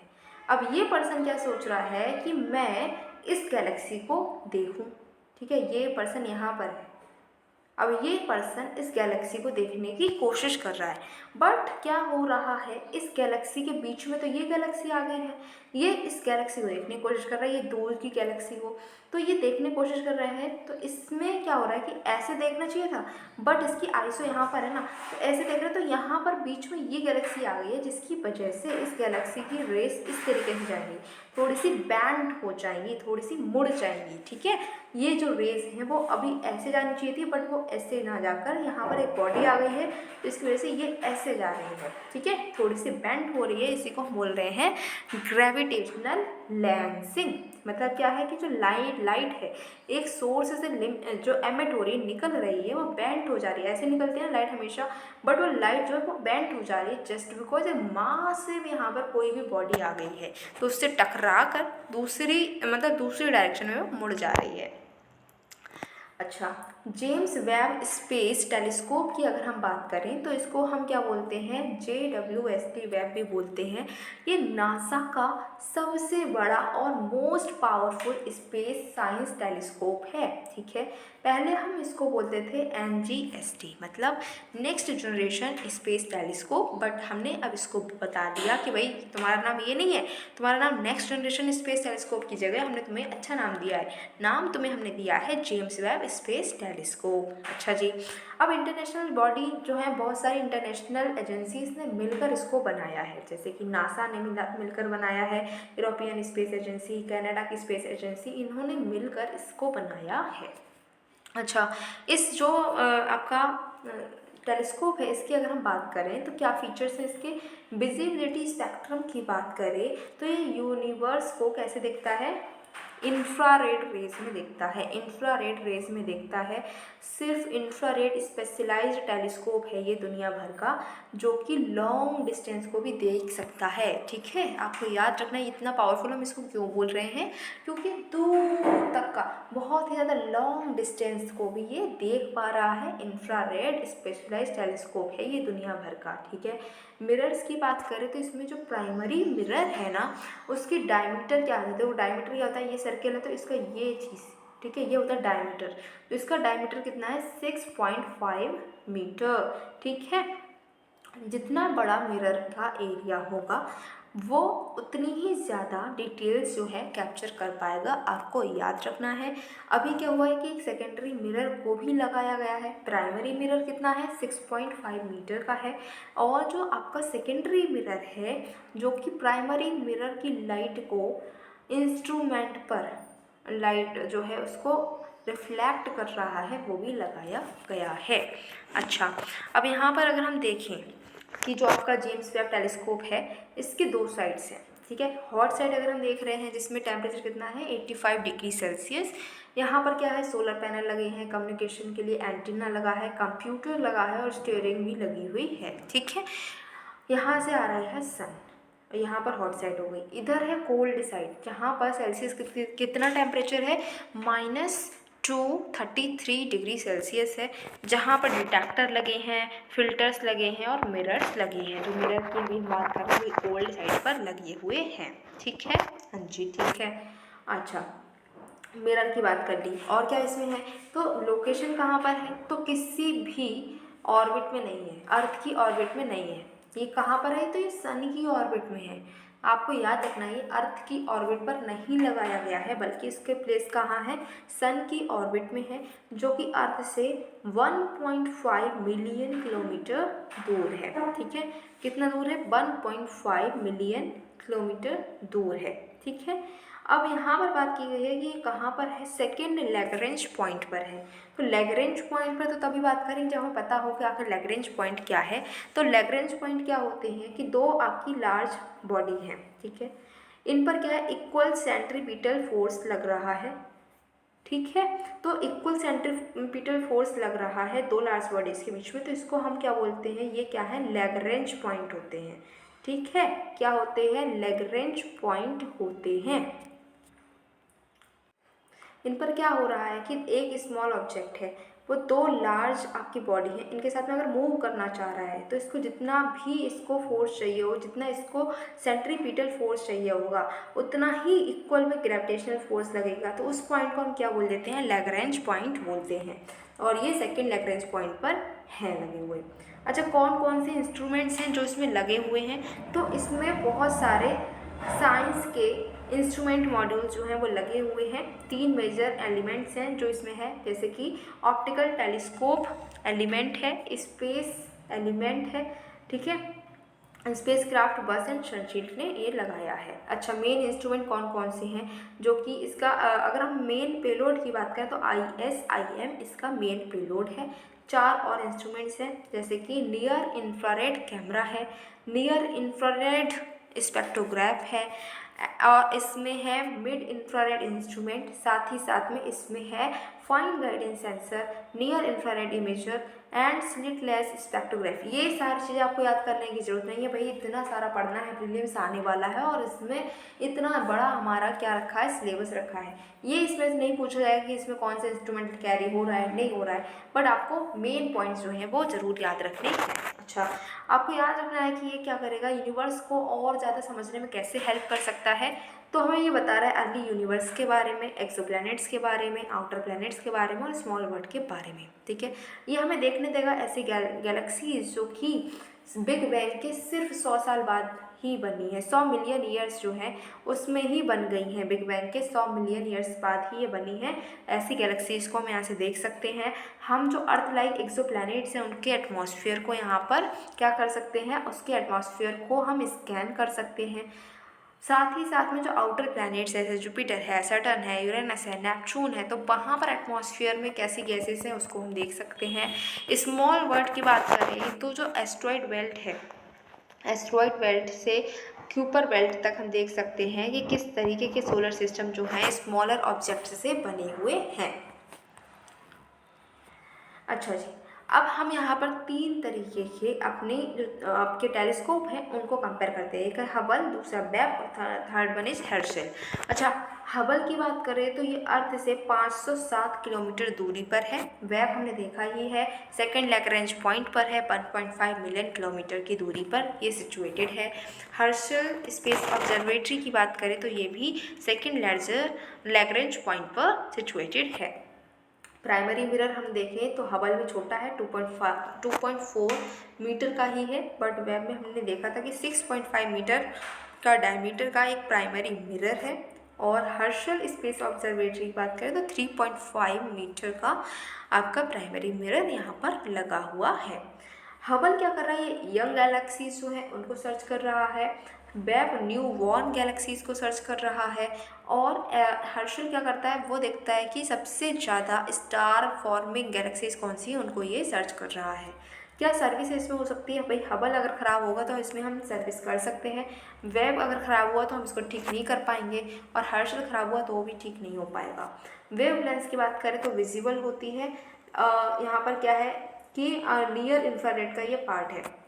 वेब जो है नियर और मिड इंफ्रारेड को देख सकता है, और हर्शल फार इंफ्रारेड एंड सब मिलीमीटर को ही देखता है। इसकी वेव लेंथ क्या है, फार इंफ्रारेड एंड सब मिलीमीटर। अब जो हमारा जेम्स वेब जो टेलीस्कोप है, इसने क्या ऑब्जर्वेशंस दी हैं, इसने क्या क्या चीज़ें ऑब्जर्व की हैं, तो इसने क्या किया है कि जुपिटर की एक नई इमेज जो है वो भी प्रेजेंट की है। उस इमेज में क्या ऐसा खास है, तो उस इमेज में बहुत ही मासिव लेवल पर स्टॉर्म्स देखने को मिल रहे हैं, रंग बिरंगे ऑरोराज देखने को मिल रहे हैं, थोड़े थोड़े रिंग्स भी देखने को मिल रही हैं, और 2 स्मॉल मून्स जो हैं वो हम देख पा रहे हैं। किसके हैं? वो जुपिटर के हैं, जिनका नाम है अमेल्थिया एंड एड्रेस्टी। ठीक है, एड्रेस्टी। तो ये 2 आपको क्या मिल रहे हैं देखने को? ये हमें देखने को मिल रहे हैं 2 मून। तो ये इतनी सारी चीज़ें हमें एक नई इमेजेस में जो अभी लॉन्च की गई हैं, किसने? जेम्स वेब टेलीस्कोप ने, वो देखने को मिल रही हैं। जुपिटर जो है वो अर्थ से 11 गुना बड़ा है, ठीक है, साइज़ के मामले में। और अर्थ का मास जो है वो, जुपिटर का अगर हम मास देखें तो 318 टाइम्स मास है। अर्थ के मास से 318 टाइम मास किसका है? जुपिटर का मास है। ठीक है, हाँ जी। अब हम देखते हैं कि नए स्टार कैसे फॉर्म हो रहे हैं। ठीक है, नए स्टार किस तरीके से बनते हैं। तो जेम्स वेब टेलीस्कोप ने एक ऐसी इमेज को कैप्चर किया है जिसमें नए स्टार जो बन रहे हैं वो इन्होंने दिखाई है। तो नए स्टार्स बन रहे हैं, किसके अंदर बन रहे हैं? बहुत सारी गैस है, बहुत सारी डस्ट है, उससे क्या बनकर आ रहा है? एक नया स्टार बन रहा है। इसने ये चीज़ को कैप्चर किया है। एक 3D पिलर्स जो बनाए हैं, कैसे बने हैं? कूल इंटरस्टेलर गैस और डस्ट से मिलकर 3D पिलर्स बने हैं। ठीक है, जो सेमी ट्रांसपेरेंट मैनर में शो हो जाते हैं। ठीक है, ये जो पिलर ऑफ क्रिएशन है ये 6500 लाइट ईयर्स दूर है हमारी अर्थ से। ठीक है, कहाँ पर है? मिल्की वे गैलेक्सी के ईगल नेबुला में सिचुएटेड हैं। ये रिसर्चर्स को हेल्प करेंगे कि वो स्टार फॉर्मेशन के जो भी मॉडल्स हैं उनको और भी ज़्यादा प्रिसाइज कर सके, उनमें जो भी इम्प्रूवमेंट करनी है वो कर पाएंगे। ठीक है, और देखें तो एक्सो मून्स की बात करें तो जो साइंटिस्ट हैं आपके जो इंडियन इंस्टीट्यूट ऑफ एस्ट्रोफिजिक्स में, उन्होंने क्या किया है? उन्होंने एक मॉडल को डेवलप किया है। मॉडल क्या कर रहा है? मॉडल बता रहा है कि आपकी जो हमारी सोलर सिस्टम है उसमें कई सारे एक्सोप्लैनेट्स हैं जहाँ पर लोग रह सकते हैं। हैबिटेबल एक्सोप्लैनेट्स के मॉडल को इन्होंने डेवलप किया है। अब एक्सोमून्स क्या होते हैं? एक्सोमून्स नेचुरल सैटेलाइट होते हैं जो कि एक्सोप्लैनेट के आसपास जो है रिवॉल्व करते हैं। क्या करते हैं? ये जो ऐसे सैटेलाइट होते हैं जो कि एक्सो मून होते हैं, एक्सो प्लैनेट के आसपास रिवॉल्व करते हैं। ठीक है, अभी तक अगर हम बात करें तो लगभग 5000 एक्सो प्लैनेट्स को ढूंढ लिया गया है, डिस्कवर कर लिया गया है। लेकिन जो नेचुरल सैटेलाइट जो एक्सो मून्स हैं वो अभी भी अनट्रेस्ड हैं, उनको अभी भी ट्रेस नहीं कर पाए हैं। एक्सो प्लैनेट्स को हमने पता लगा लिया है उनका। कुइपर बेल्ट की बात करें तो जो आपकी डोनट शेप्ड रीजन है, ठीक है, आइसी बॉडीज़ का, कहाँ पर है? नेपच्यून के ऑर्बिट के बाद जो आपकी एक हमें बेल्ट देखने को मिलती है, आइस की बेल्ट है वो, उसको हम बोलते हैं कुइपर बेल्ट। एस्ट्रॉइड बेल्ट क्या है? जो हमें छोटे छोटे हमें क्या देखने को मिल रहे हैं? एस्ट्रॉइड देखने को मिलते हैं। किसके बीच में? मार्स और जुपिटर के बीच में, उसको हम बोलते हैं एस्ट्रॉइड बेल्ट। ठीक है, एक्सोप्लैनेट क्या है? जो सोलर सिस्टम के बाहर ऐसे प्लैनेट हैं जो कि फ्री फ्लोट कर रहे हैं। ठीक है, जिनको हमें सोलर सिस्टम में हम देखते हैं ना कि 8 प्लैनेट है, 8 प्लैनेट के बाद भी जो और प्लैनेट्स हैं उनको हम एक्सोप्लैनेट बोलते हैं, जो सोलर सिस्टम में काउंट नहीं होते।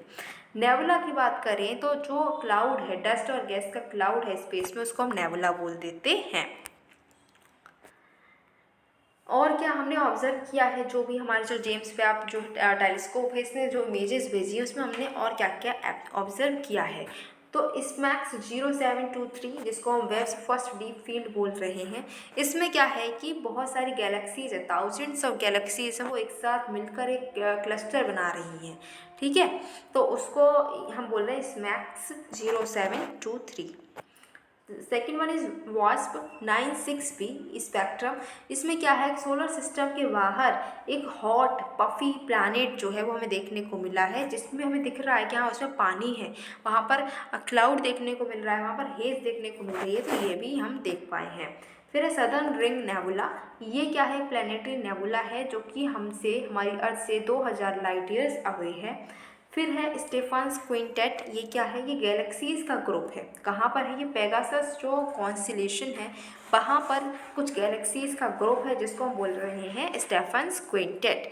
तो वेब ने रिवील किया है कि ये जो गैस है वहाँ पर किस तरीके की गैस मिल रही है, कहाँ पर, वहाँ पर क्या वेलोसिटी है, कहाँ पर ब्लैक होल जो है एक सुपर मासिव ब्लैक होल है इस गैलेक्सी का, तो वहाँ पर किस तरीके की गैसेस मिल रही हैं और उस ब्लैक होल के आसपास वेलोसिटी कितनी है वो इसने रिवील की है।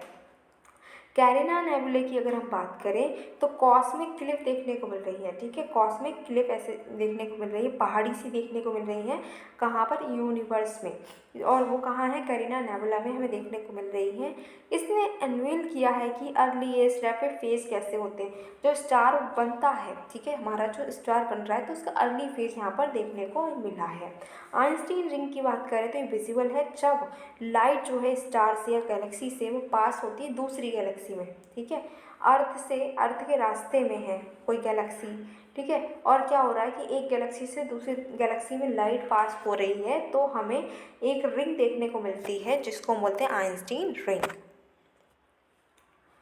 अब देखते हैं अपना नेक्स्ट टॉपिक है कि भाई जो प्राइवेट सेक्टर है वो बहुत ज़्यादा फास्ट मूव कर रहा है, तो क्यों ना स्पेस प्रोग्राम में भी हम प्राइवेट सेक्टर को इन्वॉल्व कर लें, ठीक है।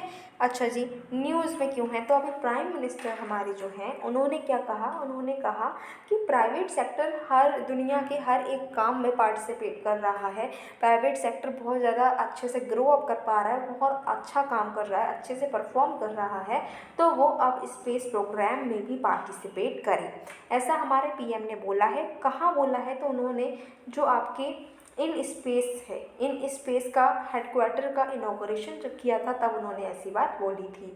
इन स्पेस क्या है, अभी पहले तो इसको देखो, क्योंकि इसका ही हेडक्वार्टर अहमदाबाद में बना और उसका ही इनॉग्रेशन करने हमारे पीएम पहुंचे, उन्होंने वहीं पर बोल दिया प्राइवेट सेक्टर्स को कि आओ आप भी पार्टिसिपेट करो स्पेस प्रोग्राम में। तो हम पहले देखते हैं कि भाई ये इन स्पेस आखिर क्या है। तो ये एक ऑटोनोमस नोडल एजेंसी है, डिपार्टमेंट ऑफ स्पेस के अंडर ये आती है, ठीक है। क्या है, ऑटोनोमस नोडल एजेंसी, जो कि डिपार्टमेंट ऑफ स्पेस के अंडर आ रही है। क्या करेगी भाई ये, तो ये नॉन गवर्नमेंटल प्राइवेट एंटिटीज़, ऐसी प्राइवेट एंटिटीज़ जो गवर्नमेंट की नहीं है, सरकारी नहीं है, प्राइवेट एंटिटीज़ हैं, प्राइवेट कंपनीज़ हैं, वो स्पेस एक्टिविटीज़ अगर कर रही हैं तो उनको प्रमोट करेगी, उनको ऑथोराइज़ करेगी, सुपरवाइज़ करेगी, गाइडेंस देगी उनको। तो इसके लिए क्या किया गया है, ये नोडल एजेंसी बनाई गई है, ठीक है। हेडक्वार्टर जिसका अभी इनॉग्रेशन हुआ है, कहाँ हुआ है, अहमदाबाद में हुआ है। अच्छा भाई, इसमें कौन कौन होगा, तो इसमें क्या चेयरमैन होंगे, टेक्निकल एक्सपर्ट्स होंगे, स्पेस एक्टिविटीज़ से रिलेटेड जो भी एक्सपर्टीज़ है उन्हें पता होगी, सेफ्टी एक्सपर्ट्स होंगे, एकेडमिया के एक्सपर्ट्स होंगे, इंडस्ट्री के एक्सपर्ट्स होंगे, जो प्राइम मिनिस्टर के ऑफिस है उसके भी मेंबर होंगे, as well as Ministry of External Affairs के भी मेंबर यहाँ पर प्रेजेंट होंगे। अच्छा, मैंडेट की बात करें तो ये क्या करेंगे, स्पेस इंफ्रास्ट्रक्चर को शेयर करेंगे जो कि इसरो के कंट्रोल के अंडर आता है, टेम्पररी फैसिलिटीज़ प्रोवाइड करेंगे जो कि इसरो के अंडर आती हैं, नई स्पेस इंफ्रास्ट्रक्चर और फैसिलिटीज़ को भी इस्टेब्लिश करने की काम करेंगे। जो इन स्पेस का डिसीजन होगा वो फाइनल और बाइंडिंग होगा, आपको ये याद रखना है। अभी प्राइवेट सेक्टर जो है उसने क्या क्या इनिशिएटिव्स लिए हैं, तो हैदराबाद का ध्रुव स्पेस और बेंगलुरु का दिगंतारा जो है इसको ऑथोराइज्ड किया है इन स्पेस ने कि आप क्या कर सकते हो, पेलोड्स जो हैं पोयम की हेल्प से, जो पोयम अभी हमने पढ़ा कि पोयम क्या है, उसकी हेल्प से पेलोड्स को आप लॉन्च कर सकते हैं। किसको ये परमिशन मिली है, हैदराबाद के ध्रुवा स्पेस को और बेंगलुरु के दिगंतारा को, ठीक है। मिशन प्रारंभ, इसमें क्या है, इसमें लॉन्च की जा रही है विक्रम एस को, ठीक है। विक्रम एस क्या है, इंडिया का पहला प्राइवेटली बिल्ट रॉकेट है, इंडिया में प्राइवेट जो कंपनीज हैं उन्होंने पहली बार एक रॉकेट बनाया है जिसका नाम है विक्रम एस, ठीक है। उसको लॉन्च किया जाएगा अंडर मिशन प्रारंभ, ठीक है। विक्रम एस की बात करें तो ये सिंगल स्टेज है, ठीक है, आपको याद रखना सिंगल स्टेज है, सॉलिड फ्यूल का ही इसमें यूज़ होगा।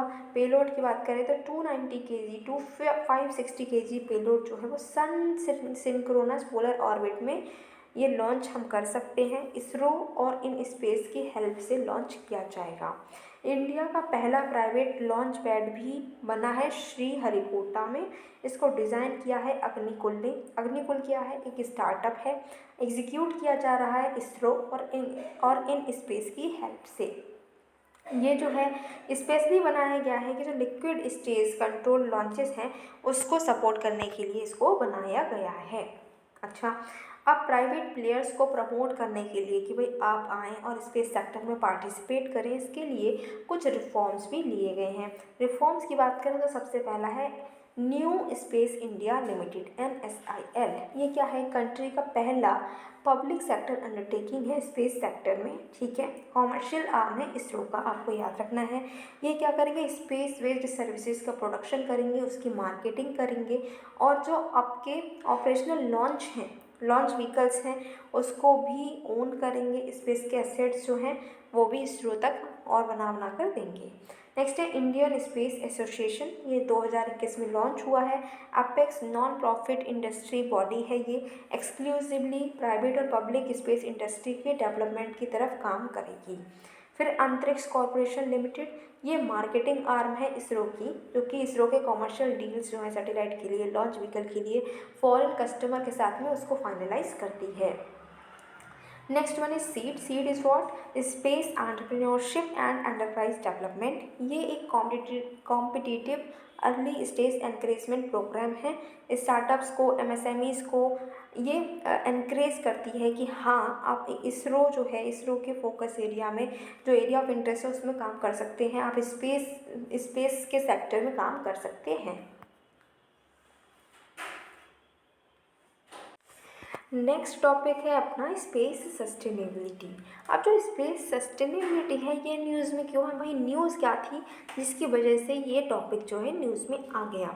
तो अभी हुआ ये है कि United Nations office of outer space affairs है, ठीक है, इन्होंने और साथ में जो ऑस्ट्रिया की सरकार है, इन दोनों ने मिलकर क्या किया है? एक वर्ल्ड स्पेस फोरम 2022 को लॉन्च किया है, जिसकी थीम थी कि sustainability in space for sustainability on earth. इसी वजह से जो स्पेस सस्टेनेबिलिटी है ये न्यूज़ में आ गया। अच्छा, ये वर्ल्ड स्पेस फोरम की अगर हम बात करें, जिसको अभी ऑर्गेनाइज किया गया है, तो ये क्या है? ये एक प्लेटफॉर्म है जहाँ पर अलग अलग सरकार, ठीक है, अलग अलग ऑर्गेनाइजेशंस सब एक साथ आते हैं और डिस्कस करते हैं कि कैसे हम स्पेस साइंस एंड टेक्नोलॉजी का यूज़ कर सकते हैं और पूरी ग्लोबल लेवल पर सस्टेनेबल डेवलपमेंट को प्रमोट कर सकते हैं। तो ग्लोबल लेवल पर पूरी दुनिया भर में जो हम SDGs की बात करते हैं, सस्टेनेबल डेवलपमेंट गोल्स की बात करते हैं, तो सस्टेनेबल डेवलपमेंट को और ज़्यादा प्रमोट करने के लिए, उसको और ज़्यादा बढ़ावा देने के लिए इस फोरम को बनाया गया है। उन्होंने कहा कि आप कैसे सस्टेनेबल डेवलपमेंट कर रहे हैं, तो बहुत सारे तरीके से कर रहे हैं। साथ ही साथ में आप स्पेस की जो टेक्नोलॉजी है उसका भी यूज़ करेंगे और सस्टेनेबल डेवलपमेंट को प्रमोट करेंगे। अब ये सस्टेनेबल जो आपकी स्पेस सस्टेनेबिलिटी है ये होती क्या है, जिसके बारे में बात हो रही है, तो इसका मतलब क्या है कि जितनी भी ह्यूमैनिटी है, ठीक है, वो आउटर स्पेस का यूज़ तो करें, लेकिन वो किसके लिए यूज़ करें? सिर्फ पीसफुल पर्पसेस के लिए यूज़ करें। ऐसा नहीं कि आप स्पेस में जाकर वॉर छेड़ दिए, नहीं, स्पेस वॉर नहीं करनी है आपको, ठीक है। तो यहाँ पर क्या है कि आउटर स्पेस का आप यूज़ करेंगे, बट आप पीसफुल पर्पसेस के लिए आउटर स्पेस का यूज़ करेंगे। साथ ही साथ में इस तरीके से यूज़ करेंगे कि जो उससे बेनिफिट हो रहा है, आउटर स्पेस के यूज़ से बेनिफिट वो आपको भी मिले, आपके फ्यूचर जनरेशन को भी मिले, लॉन्ग टर्म में वो सस्टेनेबल रहे, ठीक है, उसका बेनिफिट लॉन्ग टर्म तक मिलता रहे, हमारे आउटर स्पेस को कोई लॉस ना हो, उसको कोई डैमेज ना हो, ठीक है। अच्छा, तो ये न्यूज़ में इसलिए आ गई, हमें पता चल गई ये क्या है, ये भी पता चल गई। लेकिन क्या इसको कुछ खतरा भी है? हाँ जी। तो अभी बहुत सारे थ्रेट्स हैं जो स्पेस सस्टेनेबिलिटी को मिल रहे हैं, जैसे कि ऑर्बिटल क्राउडिंग हो रही है, स्पेस डेब्रिस हो रही है। स्पेस में बहुत सारी डेब्रिस हो गया, बहुत ज़्यादा वहाँ पर कचरा इकट्ठा हो गया है। भाई अर्थ पर तो कचरा है ही है, हमने स्पेस को भी नहीं छोड़ा, हमने स्पेस में भी कचरा इकट्ठा कर दिया है, ठीक है। और बहुत सारे ऑर्बिट्स जो हैं हमारी, वहाँ पर बहुत सारे हमने सैटेलाइट्स लॉन्च कर दिए हैं, तो उसमें बहुत सारी भीड़ हो गई है, बहुत ज़्यादा क्राउडिंग हो गई है, जिसकी वजह से आपके ऑपरेशंस को बहुत ज़्यादा थ्रेट हो गया है, डायरेक्ट थ्रेट मिल रहा है, ठीक है। और यहाँ पर एक बात की गई है केसलर सिंड्रोम की, तो ये क्या होता है इसको समझो। अब देखो, केसलर सिंड्रोम में क्या होता है कि सपोज करो ये एक ऑर्बिट है, ठीक है, यहाँ पर कई सारे सैटेलाइट्स हैं। अब यहाँ पर एक ऑर्बिट दूसरी भी है, यहाँ पर भी सैटेलाइट्स हैं। तो अब इन्होंने क्या कहा कि बहुत भीड़ बढ़ गई है, तो ये सैटेलाइट सपोज करो कि ये इससे टकरा गया, ये सैटेलाइट टकराया इससे, ये सैटेलाइट टकरा गया इससे, ये टकराया इससे, इससे, इस तरीके से सब एक दूसरे से टकराने लगेंगे, तोड़ फोड़ मच जाएगी। जो ये चीज़ जो है इसको हम केसलर सिंड्रोम बोल रहे हैं कि एक चीज़ दूसरे से टकराई, दूसरी तीसरे से टकराई, तीसरी ने दो तीन और चीज़ों से टकरा गई, वो और चीज़ों से टकरा गई, इसको बोल रहे हैं क्या, केसलर सिंड्रोम। ठीक है। सेकेंड आपकी जो थ्रेट है वो क्या है कि मिलिटराइजेशन हो रहा है, वेपनाइजेशन हो रहा है। अब क्या हो रहा है कि हम ऐसे ऐसे वेपन्स बना दे रहे हैं जो हमने स्पेस में जाकर बिल्कुल लोकेट कर दिए हैं कि हम अब हम क्या कर रहे हैं कि वॉर करेंगे ना, तो हम अर्थ पर नहीं करेंगे, हम सीधे स्पेस से वॉर करेंगे। बॉम्ब बरसाने तो हम स्पेस में ऐसे सैटेलाइट बनाकर लगा दिए हैं कि हमें जब जरूरत होगी हम वहाँ से बॉम्ब की बारिश करना शुरू कर देंगे।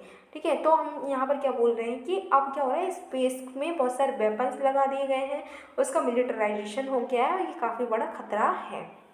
अच्छा, अब यहाँ पर 5 ऐसी इंटरनेशनल ट्रीटीज़ हैं जो कि बात करते हैं किस तरीके से आपको आउटर स्पेस का यूज़ करना है।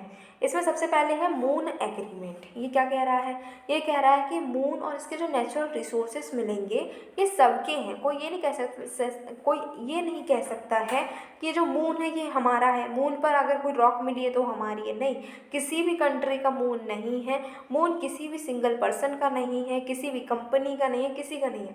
मून तो सबका है, उस पर मिलने वाली हर चीज़ भी सबकी है। ये कौन बोल रहा है, मून एग्रीमेंट। सेकेंड है रजिस्ट्रेशन कन्वेंशन। ये क्या कह रहा है, ये कुछ रूल्स बता रहा है कि आप जो है स्पेस ऑब्जेक्ट्स का रजिस्ट्रेशन कैसे कराएंगे। ठीक है, और ये रजिस्टर्स जो है ये सबके लिए ओपन एक्सेस है, कोई भी इसका यूज़ कर सकता है। ठीक है। नेक्स्ट है लायबिलिटी कन्वेंशन।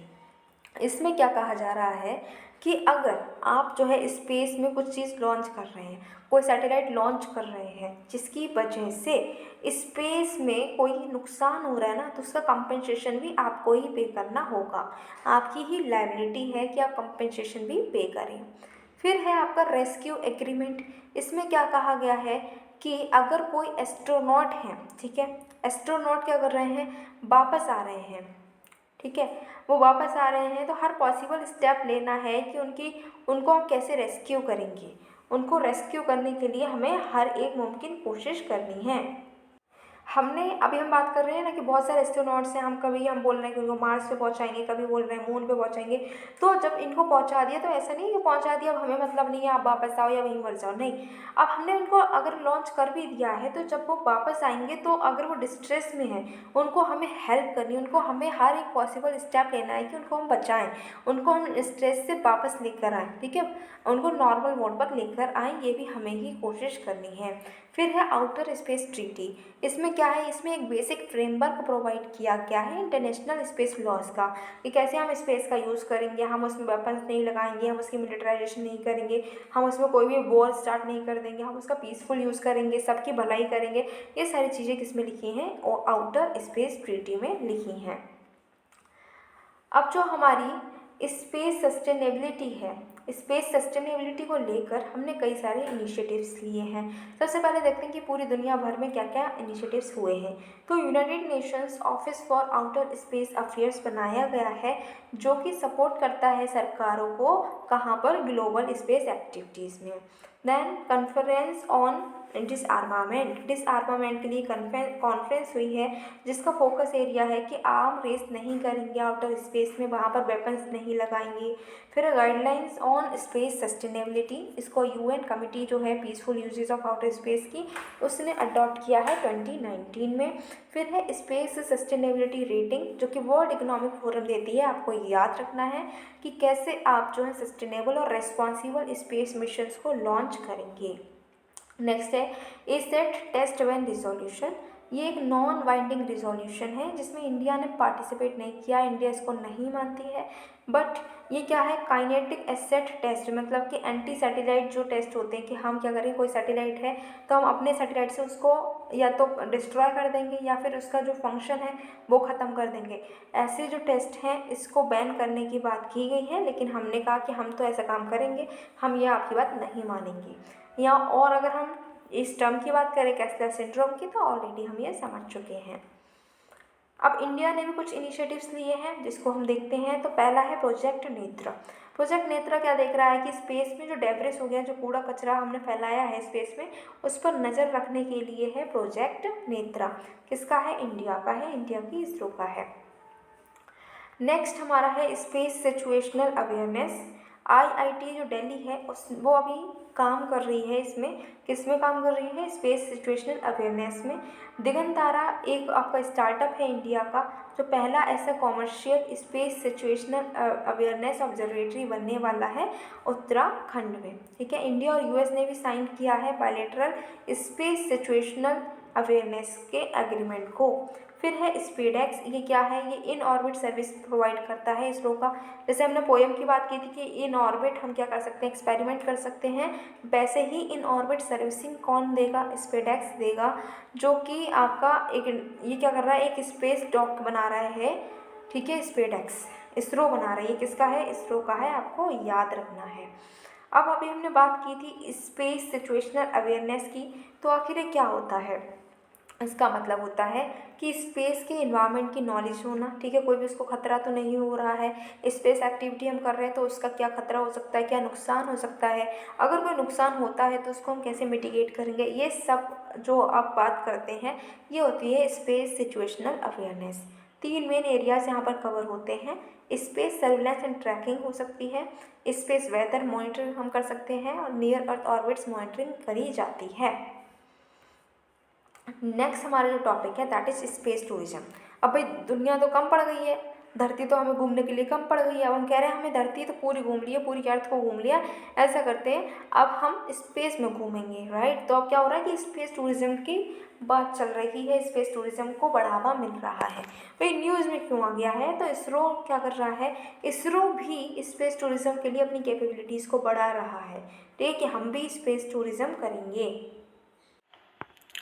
अब स्पेस टूरिज्म आखिर होता क्या है, पहले तो ये समझो, तभी तो हमें पता चलेगा कि इसरो करना क्या चाह रहा है।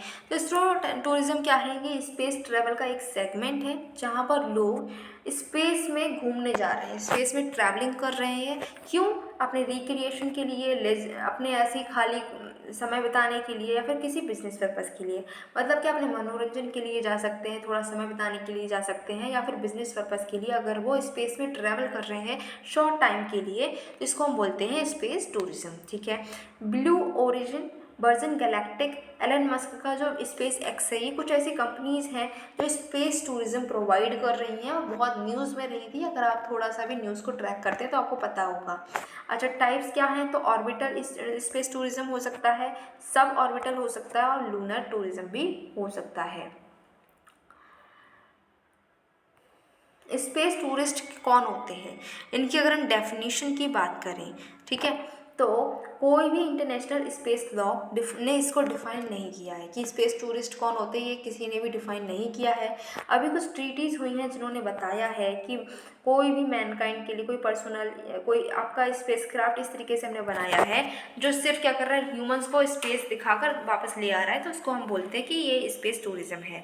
अगर ये स्पेस टूरिज्म होता है तो क्या कोई कंसर्न है, किसी चिंता करने की बात है क्या? तो हाँ है। क्या है कि अब जो ह्यूमन की हेल्थ है वो हो सकता है कि एकदम से अब अलग एकदम से एटमॉस्फेयर में पहुंच जाएंगे तो उनकी हेल्थ पर इम्पैक्ट पड़ सकता है, इन्वायरमेंट में इम्पैक्ट पड़ेगा, पैसेंजर लाइबिलिटी भी हम यहाँ पर रहेगी, और कॉस्ट बहुत ज़्यादा होती है, बहुत महंगा होता है।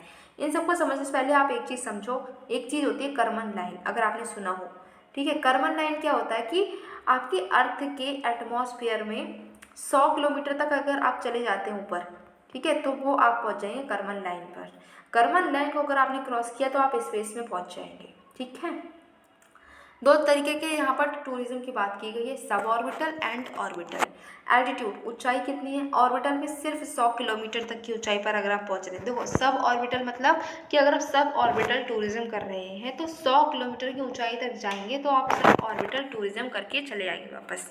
लेकिन अगर आप ऑर्बिटल टूरिज्म करेंगे तो 400 किलोमीटर की ऊंचाई तक जाएंगे, फिर बोला जाएगा कि आप ऑर्बिटल टूरिज्म कर आए हैं। ड्यूरेशन कितनी है भाई, कितने दिनों तक रहेंगे? तो कुछ मिनट्स ही स्पेस में रहेंगे, दिन की बात तो भूल जाओ, कुछ मिनट्स ही स्पेस में रहेंगे सब ऑर्बिटल में। ऑर्बिटल में कुछ दिन और इवन कुछ हफ्ते भी वहाँ पर गुजार सकते हैं।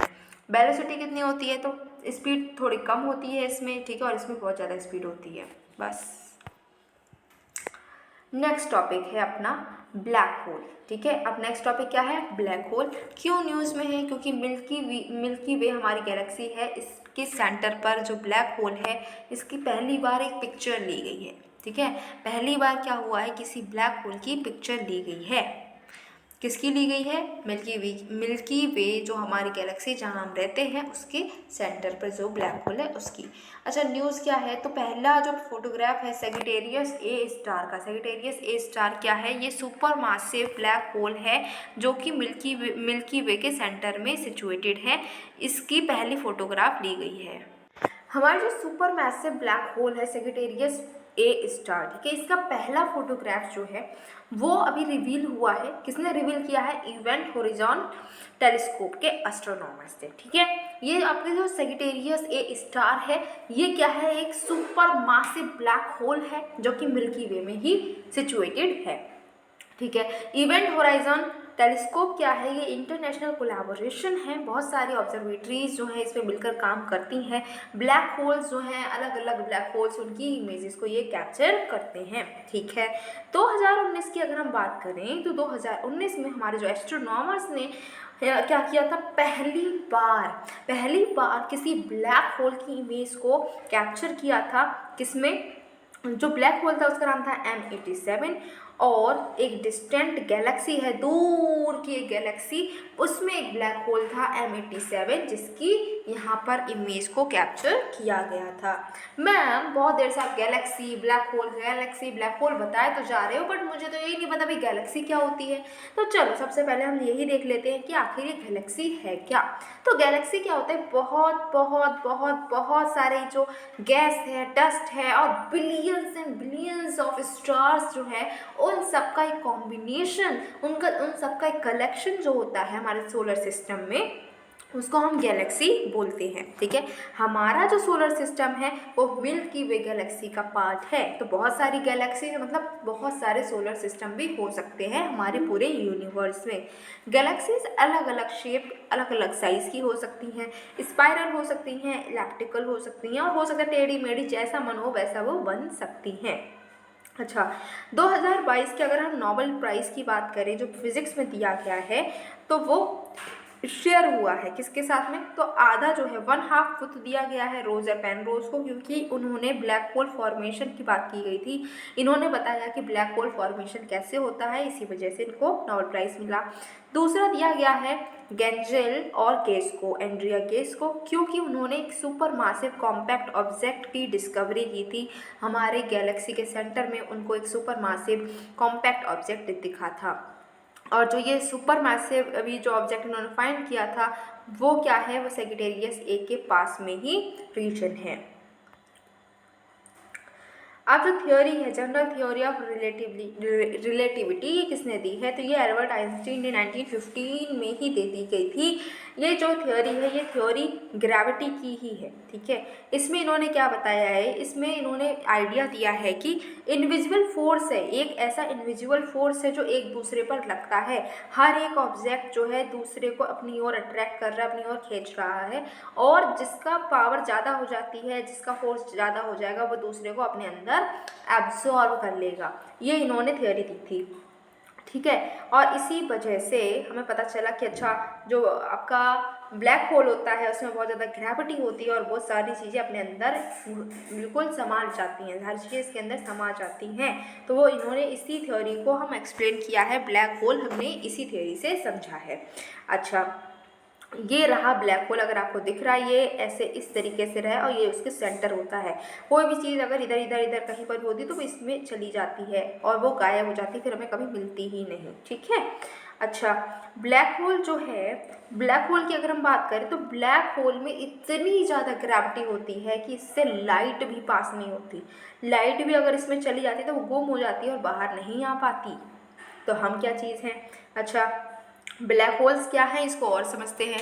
तो एक ऐसा जगह है स्पेस में, ऐसी जगह जहाँ पर ग्रेविटी इतनी ज़्यादा है कि जहाँ से अगर लाइट भी जाएगी तो वापस नहीं आ पाएगी, ठीक है। ऐसा होता कब है, ब्लैक होल्स बनते कब है, तो जब हमारा स्टार जो है वो ख़त्म हो रहा होता है, जब वो डाई हो रहा होता है, तब हम क्या बोलते हैं कि वहाँ पर ब्लैक होल बनेगा। ठीक है, ब्लैक होल बनेगा तो इसको हम कैसे डिटेक्ट करते हैं, क्योंकि वहाँ पर तो लाइट भी नहीं है, लाइट भी नहीं पास हो रही है, तो हम इसकी इमेज भी नहीं ले पाते। तो ये आखिर ये ब्लैक होल को हम डिटेक्ट कैसे करते हैं, तो ब्लैक होल तो नहीं डिटेक्ट हो पा रहा है, उसके आसपास के एरिया जो है वहाँ से तो हम पता कर सकते हैं ना, वहाँ पर किस तरीके का रिफ्लेक्शन हो रहा है, लाइट आ रही है नहीं आ रही है, वहाँ पर पास हो रही है नहीं हो रही है, वहाँ पर क्या सिचुएशन है, इससे हम पता कर पाते हैं कि अच्छा इसके आसपास कोई ब्लैक होल है।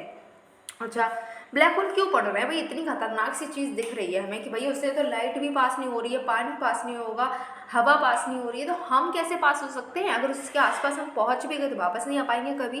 तो इसके बारे में हम क्यों पढ़ रहे हैं, इसलिए पढ़ रहे हैं जिससे कि जो हम ग्रेविटेशनल फोर्स है उसको समझ सकें, हमारी दुनिया है, हमारे यूनिवर्स कैसे बना है, हमारी अर्थ कैसे बनी है, हमारा मून कैसे बना है, सन कैसे बना, ये सारी चीज़ें अभी भी क्लियर नहीं है। हमने थ्योरीज बहुत सारी दे दी हैं, पर वो थ्योरीज अभी भी कुछ ना कुछ मान कर ही दी हैं कि एग्जैक्ट बिल्कुल ऐसा हुआ ही है, ये हमें क्लियर नहीं है। सिर्फ हम कुछ एज्यूम करते हैं, उसके बाद में कुछ थ्योरीज देते हैं। तो इन थ्योरीज को और ज़्यादा टेस्ट करने के लिए हम ब्लैक होल्स की स्टडी करते हैं। अच्छा जी, ब्लैक होल की अगर हम बात करें तो 3 तरीके के ब्लैक होल यहाँ पर हमें दिखाए गए हैं।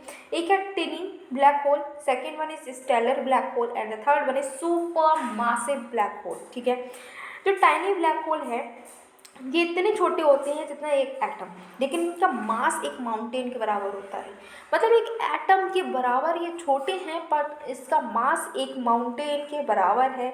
ये तब बने थे जब हमारा यूनिवर्स बना था। ठीक है, स्टेलर ब्लैक होल्स की बात करें तो ये सन जो है, सन के मास से 20 गुना ज़्यादा मास हमारे इस ब्लैक होल का होता है।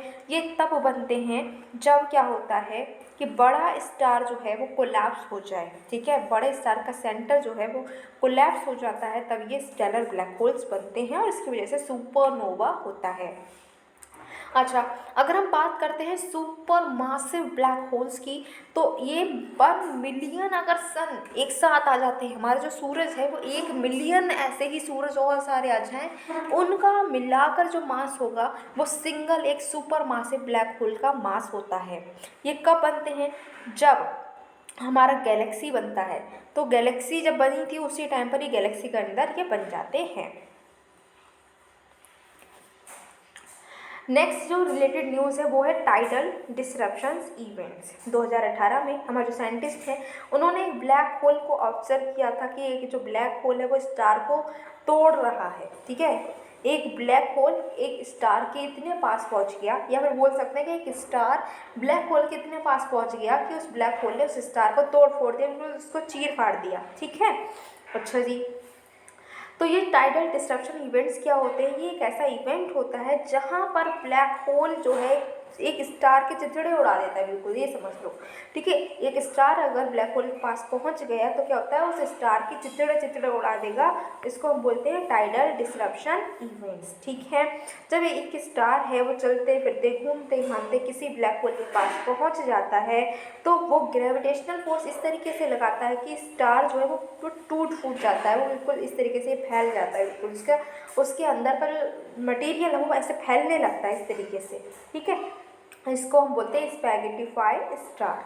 ठीक है, और क्या होता है कि जो इलोंगेटेड मटेरियल है वो ब्लैक होल के आसपास चारों ओर घूमने लगता है, गर्म हो जाता है, फ्लैश दिखाता है। ठीक है, बहुत ही चमक दिखाता है। नेक्स्ट है binary supermassive black hole. Binary supermassive black hole जो है, ये जो सिस्टम है, ये जो ब्लैक होल सिस्टम है, यहाँ पर क्या होता है, 2 ब्लैक होल्स एक साथ ही एग्जिस्ट कर रहे हैं, सेम जो ऑर्बिट है उस पर 2 ब्लैक होल्स दिख रहे हैं। ठीक है, ये ब्लेजर्स क्या होते हैं, ब्लेजर मोस्ट ल्यूमिनस और एनर्जेटिक ऑब्जेक्टिव्स होते हैं। जो आपके ऑब्जेक्ट्स हैं यूनिवर्स में वो बहुत ज़्यादा एनर्जेटिक और चमकदार जो ऑब्जेक्ट्स हैं उसको हम ब्लेजर्स बोल रहे हैं। ये हमें बताते हैं कि अभी फ्यूचर में कैसे हम ग्रेविटेशनल वेव्स जो हैं अगर कोई आएंगी तो उनको हम डिटेक्ट कर सकते हैं, किसी फ्यूचर ग्रेविटेशनल वेव्स को डिटेक्ट कर सकते हैं इसी सिस्टम से।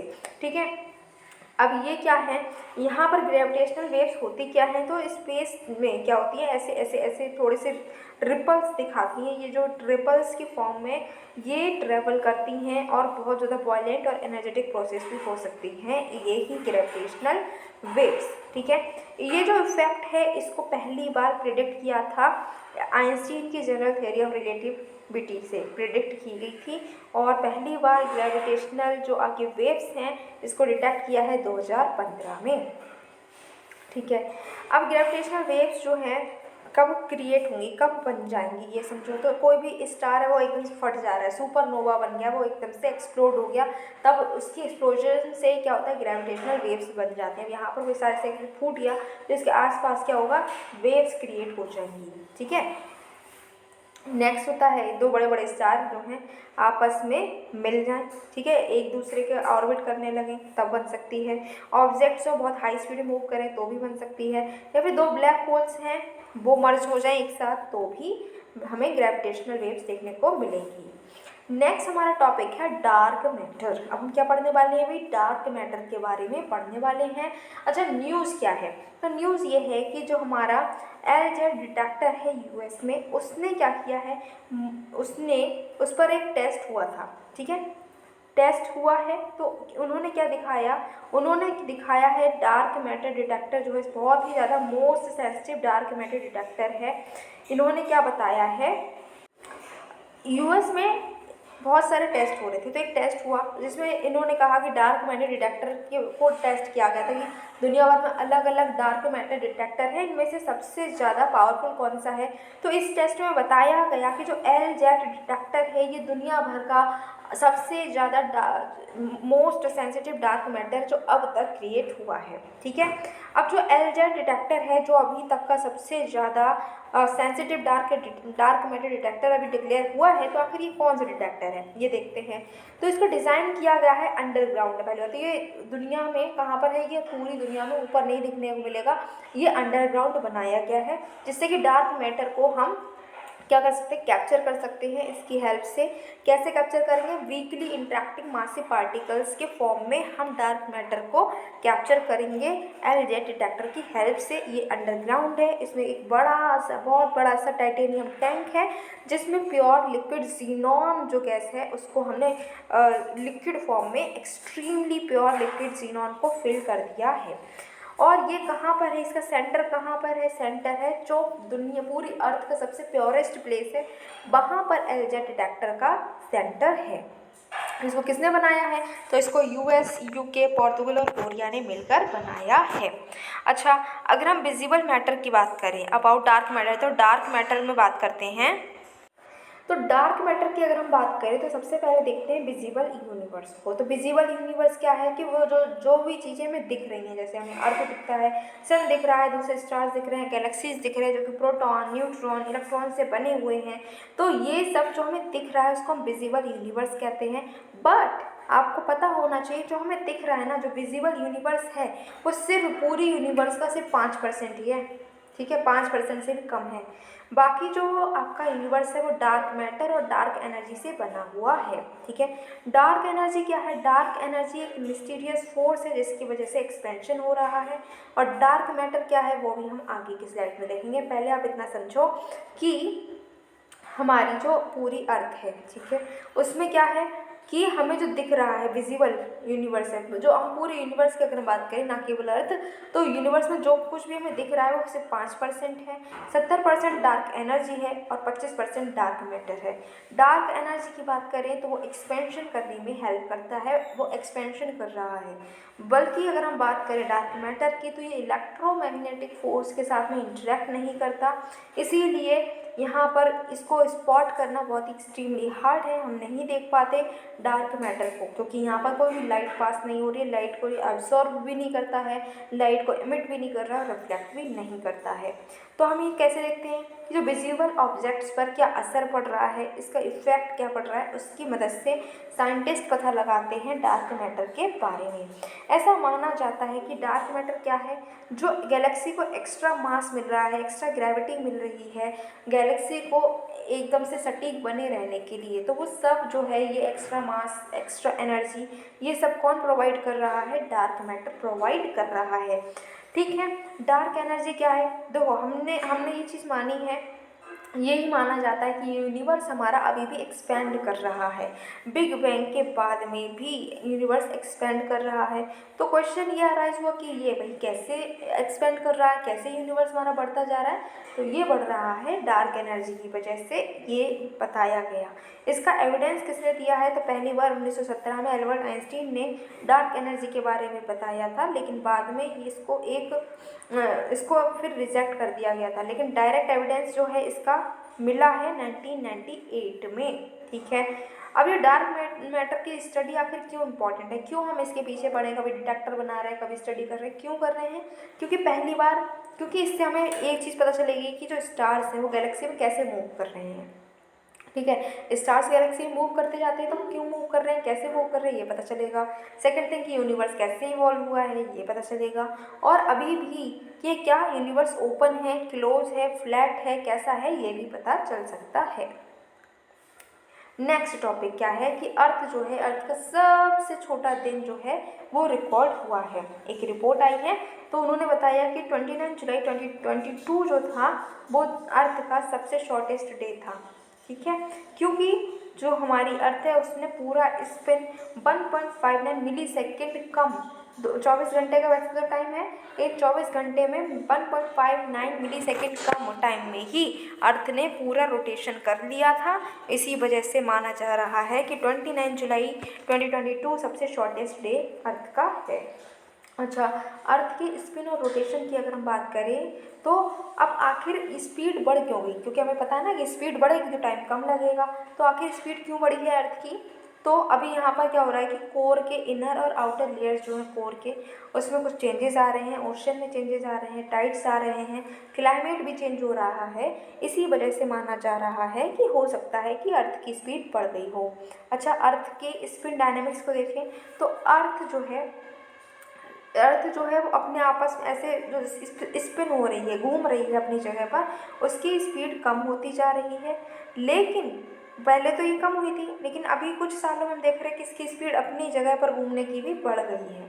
ठीक है, अब जो लॉन्ग टर्म स्लो डाउन हो गया था अर्थ की रोटेशन में, ये क्यों हुआ था? क्योंकि आइस कैप जो है वो मेल्ट हो रही थी। ठीक है, आइस कैप मेल्ट के बाद में फिर से रीफ्रीज हो रही हैं, और लीप सेकेंड जो है हमारे कैलेंडर में ऐड होते जा रहे हैं। इसकी वजह से क्या हुआ कि हमने देखा कि लॉन्ग टर्म स्लो डाउन हमारी अर्थ के रोटेशन में हो गया था।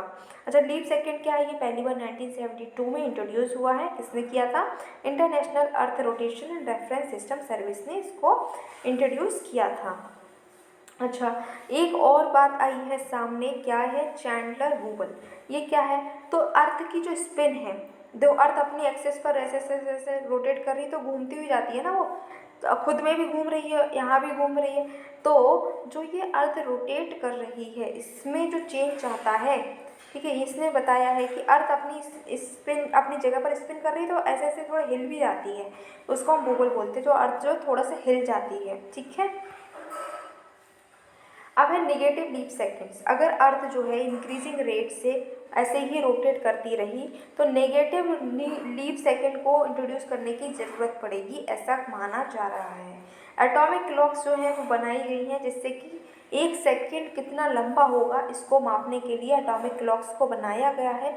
अगर एक भी सेकेंड की एरर जो है वो चलती रही 10 मिलियन ईयर्स तक, तो एटॉमिक क्लॉक जो है वो तो एक अगर एरर हो गई, ठीक है, एक सेकेंड की, तो क्या हो जाएगा? एटॉमिक क्लॉक्स सबसे ज़्यादा एक्यूरेट हैं। एटॉमिक क्लॉक्स का क्या कहना है?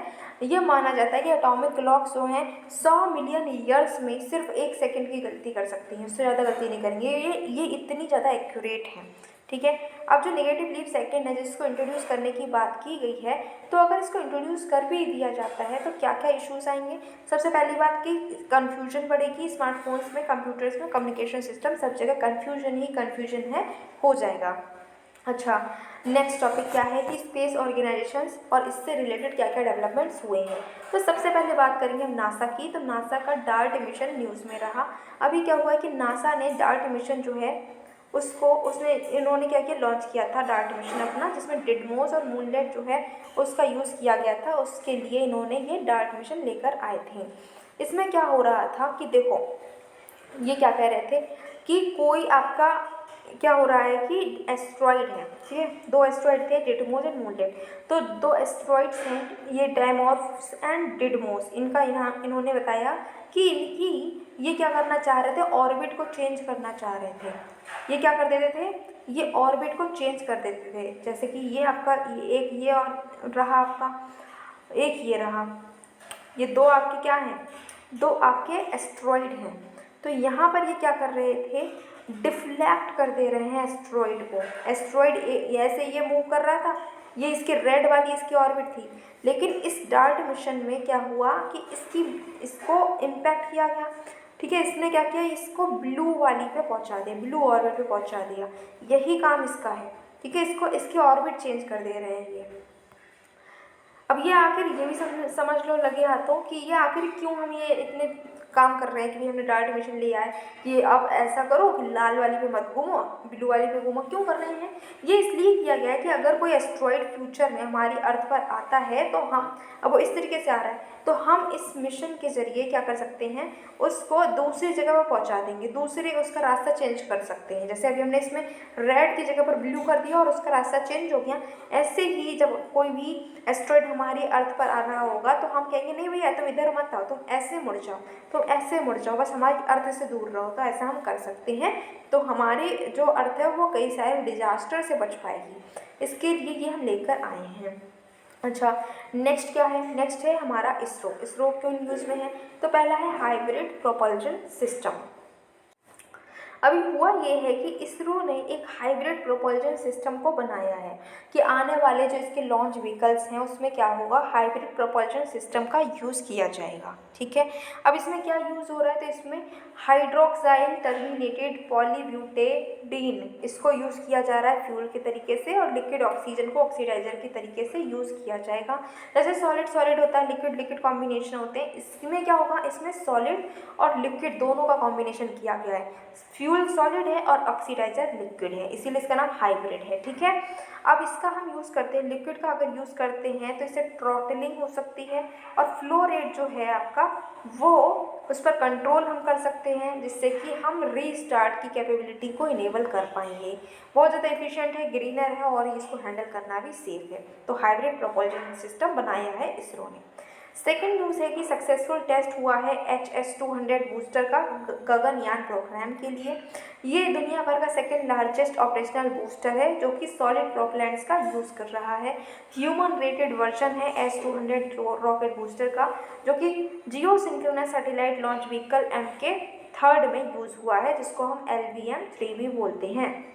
गगनयान में क्या है, गगनयान में हम ह्यूमन को कहाँ ले जा रहे हैं, लो अर्थ ऑर्बिट पे ले जाने की बात कर रहे हैं, ठीक है। अभी तक सिर्फ USA, रशिया और चाइना जो हैं वो ही मैन्ड मिशन को भेज पाए हैं स्पेस में, हम भी कोशिश कर रहे हैं। अच्छा, इन्फ्लेटेबल एरोडायनेमिक डिसिलेटर, अभी इसरो ने टेस्ट किया है, सक्सेसफुली टेस्ट किया है इन्फ्लेटेबल एरोडायनेमिक डिसिलेटर का, जिससे कि अगर वीनस और मार्स पर हमें लैंड करना है तो इसका हम यूज़ करेंगे। इसमें हम क्या है, ऑब्जेक्ट्स जो हैं जो लैंड कर रहे हैं, जो आपके एयर से नीचे उतर रहे हैं, तो उसमें आराम से उतर सके, धीरे धीरे उनकी स्पीड कम हो, इसके लिए ये बनाया गया है। इसकी बहुत ज़्यादा पोटेंशियल है, ठीक है। जो रॉकेट्स हैं उसकी रिकवरी हम कर सकते हैं, पेलोड को लैंड कराने में हेल्प हो सकती है, और जो हमारा स्पेस है उसमें हम क्या कर सकते हैं, ह्यूमन स्पेस फ्लाइट मिशंस के लिए स्पेस में हैबिटेट भी बना सकते हैं। नेक्स्ट है रोहिणी साउंडिंग रॉकेट्स। इसरो ने लॉन्च किया है RS-200 साउंडिंग रॉकेट। ये क्या होते हैं, 1 और 2 स्टेज सॉलिड प्रोपेलेंट रॉकेट्स होते हैं, जिसमें हम क्या करते हैं, स्पेस रिसर्च के लिए हेल्प कर सकते हैं, या फिर आपका जो अपर एटमॉस्फेरिक रीजन है वहाँ पर भी हम इसका यूज़ कर सकते हैं। 2 स्टेज के रॉकेट कैपेबल होते हैं कि जो कि 70 किलोमीटर तक की ऊंचाई तक जा सकते हैं। पहला जो रॉकेट था साउंडिंग रॉकेट, वो 1963 में जो है थम्बा से लॉन्च हुआ था, ठीक है। इसरो ने स्टार्ट किया था अपना इंडिजीनियस साउंडिंग रॉकेट को 1965 में। पहला जो साउंडिंग रॉकेट था जो इंडिया से लॉन्च हुआ था वो था अमेरिकन नाइकी अपाची 1963 में। नेक्स्ट है रीसेट टू सैटेलाइट। इसरो का रीसेट टू सैटेलाइट है, उसने क्या किया है, अनकंट्रोल्ड री एंट्री जो है उसको करके दिखाया है। उसने जो इसरो का रीसेट टू सैटेलाइट है उसने अर्थ के एटमॉस्फेयर में एक अनकंट्रोल्ड री एंट्री को किया है। रीसेट टू की अगर हम बात करें तो रडार इमेजिंग सैटेलाइट है जो कि रीसेट प्रोग्राम का ही एक पार्ट है। इसमें इसकी सिर्फ 300 किलोग्राम का ही इसमें वजन है, ठीक है। इसको PSLV C-12 के जरिए लॉन्च किया गया है। इसमें बहुत सारे चीज़ें लगाई गई हैं, जैसे कि सिंथेटिक अपर्चर रडार को लगाया गया है, जिसकी वजह से हम अर्थ की इमेजेस ले सकते हैं डे और नाइट, हर टाइम हम इसकी इमेजेस ले सकते हैं। किसकी? हम अपने अर्थ की। नेक्स्ट है आदित्य L1 मिशन। ये क्या है? सन के जो कोरोना है, ये कोरोना वायरस वाला कोरोना नहीं है, जो सन के बाहरी सतह है उसको हम कोरोना बोल रहे हैं। सन का कोरोना, सन की इमिशंस, ठीक है, और जो सोलर विंड्स हैं, फ्लेयर्स हैं, इन सबको पढ़ने के लिए, इन सबकी स्टडी करने के लिए आदित्य L1 मिशन को लॉन्च किया गया है। पहले इसका आदित्य 1 इसका नाम था, लेकिन अब आदित्य L1 मिशन इसका नाम है, ठीक है। यूरोपियन स्पेस एजेंसी का एक सोलर ऑर्बिटर भी है जो कि सोलर मिशन है, और नासा का पार्कर सोलर प्रोब, ये भी एक सोलर मिशन है। आदित्य हमारा है। फिर है स्पेस टेक इनोवेशन नेटवर्क, ठीक है। इसरो ने MOU साइन किया है सोशल अल्फा के साथ में कि हम क्या करेंगे, स्पेस टेक इनोवेशन नेटवर्क को लॉन्च करेंगे। ये इंडिया का पहला डेडिकेटेड प्लेटफॉर्म होगा इनोवेशन, क्यूरेशन, वेंचर डेवलपमेंट के लिए, कि कैसे हम स्पेस में एंटरप्रेन्योरशिप कर सकते हैं। पहला जो है इसका पहला इनोवेशन चैलेंज लॉन्च हो चुका है। कुछ स्टार्टअप्स और इनोवेटर्स जो हैं उनको एक्सेस दिया गया है इस बिल के रिसोर्सेज को यूज़ करने के लिए। अब बात करते हैं कि स्पेस फिनोमिना कौन कौन से हुए हैं, कौन कौन से एक्सपेरिमेंट्स हुए हैं। तो अभी आया है सोलर एक्लिप्स न्यूज़ में। एक सोलर एक्लिप्स क्या होता है कि जब ये अर्थ है, ये सन है, इसके बीच में अगर मून आ जाता है, अर्थ सन इसके बीच में मून आ गया, तो हम बोलते हैं क्या हो गया है, सोलर एक्लिप्स हो गया है, ठीक है। सोलर एक्लिप्स कब होता है ये याद रखो।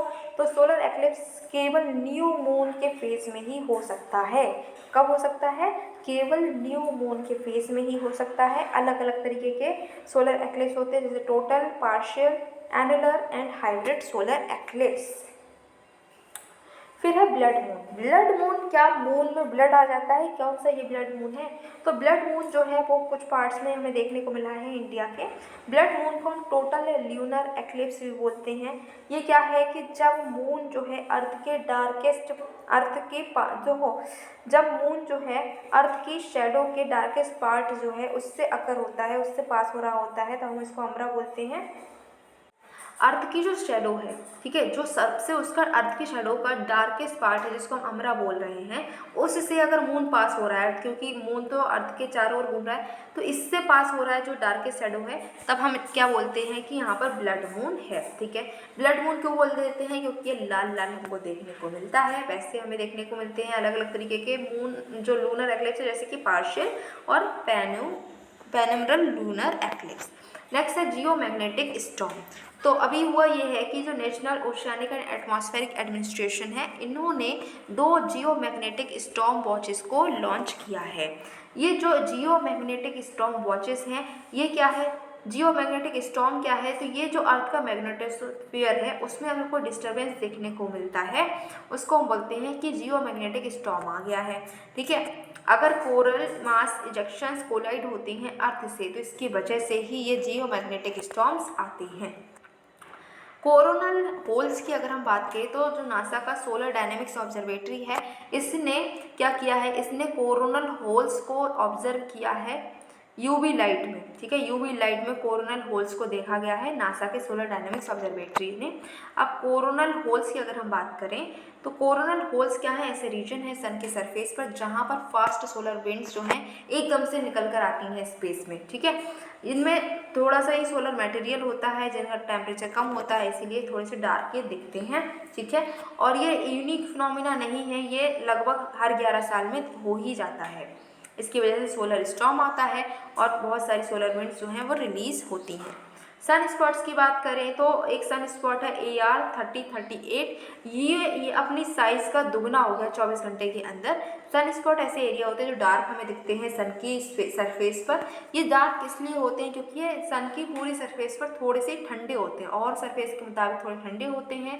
सन स्पॉट्स जो हैं थोड़े ठंडे होते हैं और ये ऐसे एरिया को फॉर्म करते हैं जहाँ पर मैग्नेटिक फील्ड जो है बहुत स्ट्रॉन्ग होती हैं। मैग्नेटिक फील्ड लाइन जो है सन स्पॉट के आसपास होती हैं, जिसकी वजह से एकदम से एक्सप्लोजन होता है एनर्जी का, जिसको हम सोलर फ्लेयर बोलते हैं।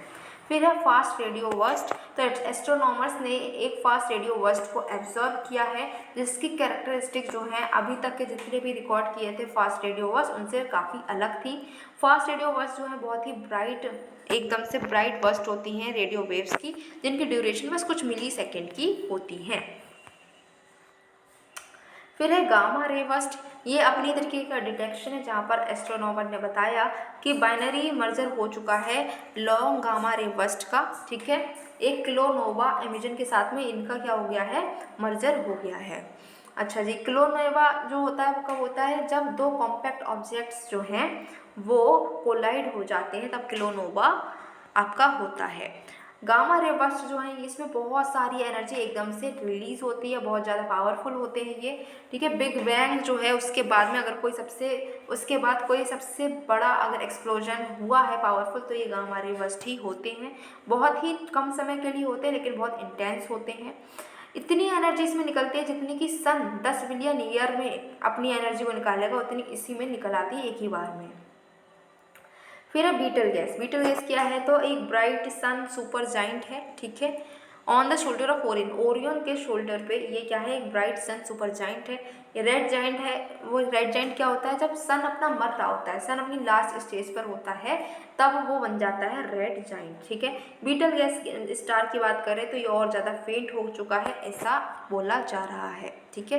तो ये हम यहाँ पर लाइफ साइकिल देख सकते हैं स्टार की।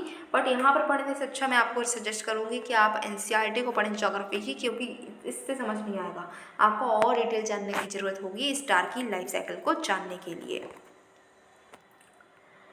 नेक्स्ट है वाइट डॉर्फ्स। वाइट डॉर्फ्स क्या है, तो अभी एक स्टडी हुई है, इंडियन साइंटिस्ट ने ही की है। उन्होंने स्टडी की है कॉस्मिक डस्ट की। एक वाइट डॉर्फ जो है उस वाइट डॉर्फ और कंपेनियन स्टार, उनकी कॉस्मिक डस्ट की स्टडी की है और जिसकी वजह से स्टार की लाइफ जो है उसके पीछे जो मिस्ट्रीज हैं उसको कुछ समझ में आया है। वाइट डॉर्फ्स क्या है, ये ऐसे स्टार्स होते हैं जो जिनके अंदर पूरी हाइड्रोजन जो है वो चल चुकी है, हाइड्रोजन खत्म हो चुकी है। कॉस्मिक डस्ट में क्या होता है, बहुत सारे एलिमेंट्स होते हैं जैसे कार्बन, ऑक्सीजन, आयरन और बहुत सारे ऐसे एटम जो कि हाइड्रोजन और हीलियम से हैवियर होते हैं, ठीक है। अच्छा, अब है Saturn mysterious rings and tilt. क्या है, तो एक नई स्टडी ने सजेस्ट किया है कि जो प्री एग्जिस्टिंग मून थे सैटर्न के, जिसका नाम है क्रिजेलियस, ठीक है, उसमें सिर्फ और सिर्फ ब्राइट रिंग्स बची हैं और बहुत ज़्यादा वो झुक गया है, टिल्ट हो चुका है। सैटर्न 6 प्लैनेट है सन से बात करें अगर हम तो, और सेकेंड लार्जेस्ट प्लैनेट है सोलर सिस्टम का। अच्छा, फर्स्ट वन कौन सा है आपको बताना है। सैटर्न के अंदर 7 रिंग्स हैं, सैटर्न के चारों ओर 7 रिंग्स हैं और इसमें वाटर आइस पार्टिकल्स हैं, ठीक है। दूसरे प्लैनेट जिसमें रिंग्स हैं वो आप बताओ, अच्छा चलिए यही पढ़ लेते हैं भाई, जुपिटर, नेपच्यून और यूरेनस। तो मून की मिट्टी में, मून पर क्या किया है, प्लांट्स को ग्रो किया गया है। कुछ साइंटिस्ट हैं उन्होंने पहली बार मून की मिट्टी पर प्लांट्स को ग्रो किया है। ये जो मून की मिट्टी है इसको हम रेगोलिथ कहते हैं, इसको अर्थ पर लाया गया है मून से, अपोलो एरा के एस्ट्रोनॉट्स लेकर आए थे और उसी मिट्टी में अब क्या किया गया है, जो प्लांट्स हैं उनको ग्रो किया गया है। कौन सा प्लांट ग्रो किया गया है, जो मस्टर्ड है उसको ग्रो किया गया है। साथ ही साथ में ब्रोकली, कॉलीफ्लावर जो है इसकी ही एक फैमिली से बिलोंग करती है जो प्लांट अभी यहाँ पर ग्रो किया गया है। और ऐसी जो मिट्टी है उसमें न्यूट्रिएंट नहीं है, प्लांट जो आपकी मून की मिट्टी है उसमें न्यूट्रिएंट्स नहीं है। फिर है स्पेस ऑब्जेक्ट्स की अगर हम बात करें जो भी न्यूज़ में थे, तो न्यू एस्ट्रॉइड 2022 AP7 को डिस्कवर किया गया है। इसको जो एस्ट्रोनॉमर्स ने डिस्कवर किया, ये लार्जेस्ट ऑब्जेक्ट है जो कि अर्थ के लिए हजार्डस हो सकता था। पिछले 8 सालों में ये सबसे बड़ा ऐसा ऑब्जेक्ट है जो अर्थ के लिए हजार्डस था। इसका किलोमीटर है 1.5 किलोमीटर, इसका जो डायमीटर है, ठीक है। इसको हम प्लैनेट किलर भी बोल रहे हैं। इसने अर्थ की ऑर्बिट को क्रॉस किया और ये हजार्डस हो सकता है, पोटेंशियली हजार्डस एस्ट्रॉइड है जो कि अर्थ की ऑर्बिट को क्रॉस करेगा। ठीक है, इसको हमने डिफाइन कैसे किया गया है, कुछ पैरामीटर्स के बेसिस पर हमने बताया है कि हाँ ये पोटेंशियली हजार्डस एस्ट्रॉइड है, जो कि मेजर करता है एस्ट्रॉइड के पोटेंशियल को कि ये कैसे हमारी अर्थ को कैसे नुकसान पहुँचा सकता है। एक्सोप्लैनेट्स, जिसके बारे में हमने ऑलरेडी पढ़ा था, एक्सोमून्स के बारे में आज ही पढ़ा है हमने। अच्छा, तो अभी हुआ ये है कि साइंटिस्ट ने डिटेक्ट किया है बेरियम को। 2 जाइंट एक्सोप्लैनेट हैं, उनके एटमॉस्फेयर में बेरियम पाया गया है। ठीक है, ये जो आपके 2 जाइंट एक्सोप्लैनेट हैं ये कौन कौन से हैं, तो wasp 76V and wasp 121B जो हैं ये अल्ट्रा हॉट जुपिटर्स हैं। ठीक है, ये बहुत ज़्यादा हॉट गैस जो है उसके बने हुए हैं और इनके साइज़ जो है वो जुपिटर का ही साइज़ के बराबर है, लेकिन इनका शॉर्ट ऑर्बिटल पीरियड्स है। ज़्यादातर जो एक्सोप्लैनेट्स अभी तक डिस्कवर हुए हैं वो छोटे छोटे हैं, बट ये बड़े बड़े हैं 2। ठीक है, नेक्स्ट है बर्नार्डिनेली बर्नस्टीन कॉमेट। तो नासा ने कंफर्म किया है कि ये जो कॉमेट है ये सबसे बड़ा आईसी कॉमेट न्यूक्लियस है जो अभी तक देखा है एस्ट्रोनॉमर्स ने। कॉमेट्स का होते हैं लार्ज ऑब्जेक्ट्स होते हैं जो डस्ट और आइस पार्टिकल के बने हुए होते हैं। ठीक है, जो कि सन को ऑर्बिट कर रहे होते हैं। अभी इस पर्टिकुलर कॉमेट की अगर हम बात करें तो ऑफिशियली इसको हम 2014 UN-271 बोलते हैं, लेकिन इसका भी दूसरा नाम हमने दे रखा है। ठीक है, मास इसका है 500 ट्रिलियन टन के अराउंड। ठीक है, ऐसा माना जा रहा है कि ऊर्ट क्लाउड से बने हुए हैं। ठीक है, सोलर सिस्टम से काफ़ी दूर पर, और इस जो ऊर्ट क्लाउड है इसी को माना जाता है कि बहुत सारे कॉमेट्स जो हैं उसका सोर्स है। बच्चे कुछ अगर कुछ और न्यूज़ ही बच्चे उनको भी देखते हैं। तो डार्क स्काई रिसर्च, तो अभी क्या हुआ है कि जो department of science and technology है उन्होंने इंडिया का फर्स्ट डार्क स्काई रिजर्व हानले में बनाया है। भाई ये डार्क स्काई रिजर्व क्या होता है, तो ऐसा एरिया जहाँ पर हम क्या कर सकते हैं, जहाँ पर बिल्कुल भी क्लाउड नहीं होते, ऊपर बिल्कुल क्लियर स्काई होती है, बहुत सारे हमें स्टार्स वहाँ पर दिख रहे होते हैं, बिल्कुल क्लियर स्काई है, कोई क्लाउड नहीं है, कोई हेज नहीं है, कोई फॉग नहीं है। ऐसी जो जगह है उसको हम डार्क स्काई रिजर्व जो है वो डेजिग्नेट करते हैं।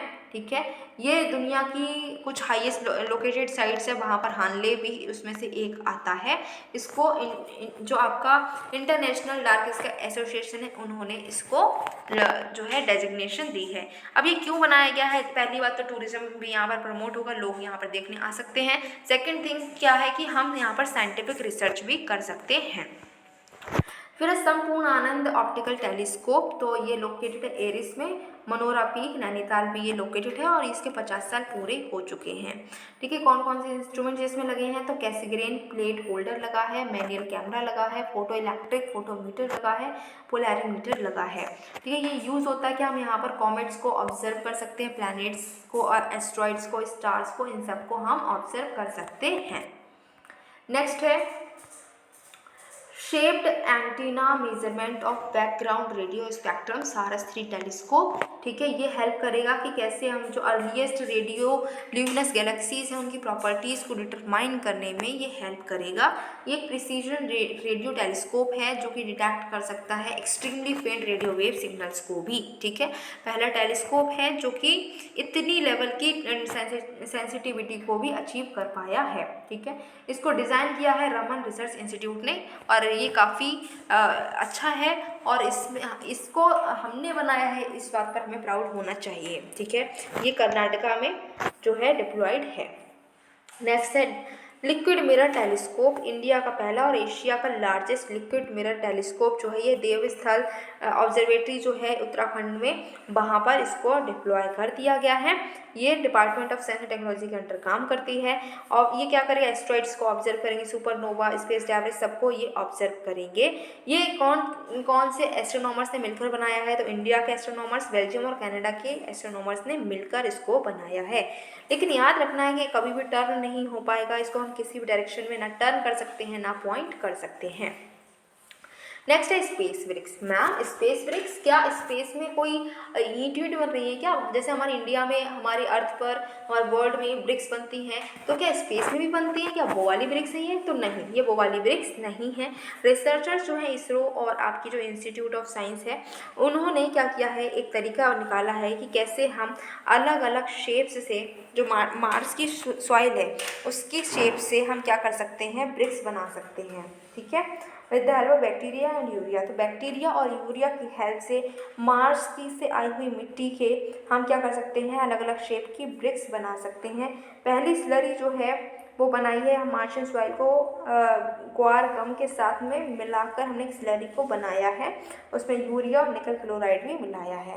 बैक्टीरिया ने यूरिया को क्रिस्टल्स बना दिए और इससे हमने क्या किया है, ये ब्रिक्स बनाई हैं। ये जो क्रिस्टल्स हैं वो क्या करेंगे, सीमेंट की तरह काम करेंगे, सॉइल पार्टिकल को एक साथ जोड़ेंगे और फिर मिट्टी जो हमारी ब्रिक है वो बनकर तैयार हो जाएगी। नेक्स्ट अपना है जो न्यूज़ वो है तियानगोन। तियानगोन क्या है, तो चाइना ने सक्सेसफुली अपना जो तियानगोन का पहला मॉडल है, फाइनल मॉडल है, इसको लॉन्च कर दिया है। ये तियानगोन क्या है, तो ये एक स्पेस स्टेशन है जो चाइना की मैन्ड स्पेस एजेंसी ने बनाया है अर्थ की लो अर्थ ऑर्बिट में। ठीक है, ये क्या करेगा, तो ये सेकेंड परमानेंटली इनहेबिटेड आउटपोस्ट है लो अर्थ ऑर्बिट में। तो नासा की तो एक इंटरनेशनल स्पेस स्टेशन है, चाइना ने कहा कि भाई हम अपनी अलग स्पेस स्टेशन बनाएंगे, तो उन्होंने क्या बनाई है, तियानगोंग बना ली है। ठीक है, अभी जो चाइनीज एस्ट्रोनॉट्स हैं वो इंटरनेशनल स्पेस स्टेशन में काम नहीं कर सकते क्योंकि यूएस ने इसको जो चाइना को बैन कर रखा है। ठीक है, अब यूएस ने बैन किया चाइना को, तो चाइना ने कहा कि हम कैसे करेंगे, तो उसने अपनी अलग ही एक जो स्पेस स्टेशन है उसको बनाया है, लो अर्थ ऑर्बिट में बनाया है, नाम है तियानगोन। ये बहुत छोटी भी है और इसका जो आपकी इंटरनेशनल स्पेस स्टेशन है उससे ये थोड़ी हल्की भी है। इसी के साथ में हमारा जो स्पेस टेक्नोलॉजी का जो सेक्शन था वो कंप्लीट हुआ। बहुत हम स्पेस में घूमे, मार्स को घूमे, हमने मार्स देखा, हमने जुपिटर देखा, हमने स्टार्स देखे, हमने स्टॉर्म्स को देखा, हमने बहुत सारे वे वर्स्ट देखी हैं, हमने बहुत कुछ देखा स्पेस में घूम घाम कर, हमें काफ़ी मज़ा आया। आई होप आपको भी आया होगा। अगर आपको मज़ा आया है तो आपको करना क्या है, वीडियो को लाइक करो, शेयर करो, चैनल को जल्दी से सब्सक्राइब करो, जिससे कि जो आने वाली वीडियो है उसका आपको वेट ना करना पड़े। जैसे ही वो वीडियो अपलोड हो आपके पास नोटिफिकेशन है, आप देखकर खुद को और स्मार्ट बनाएं।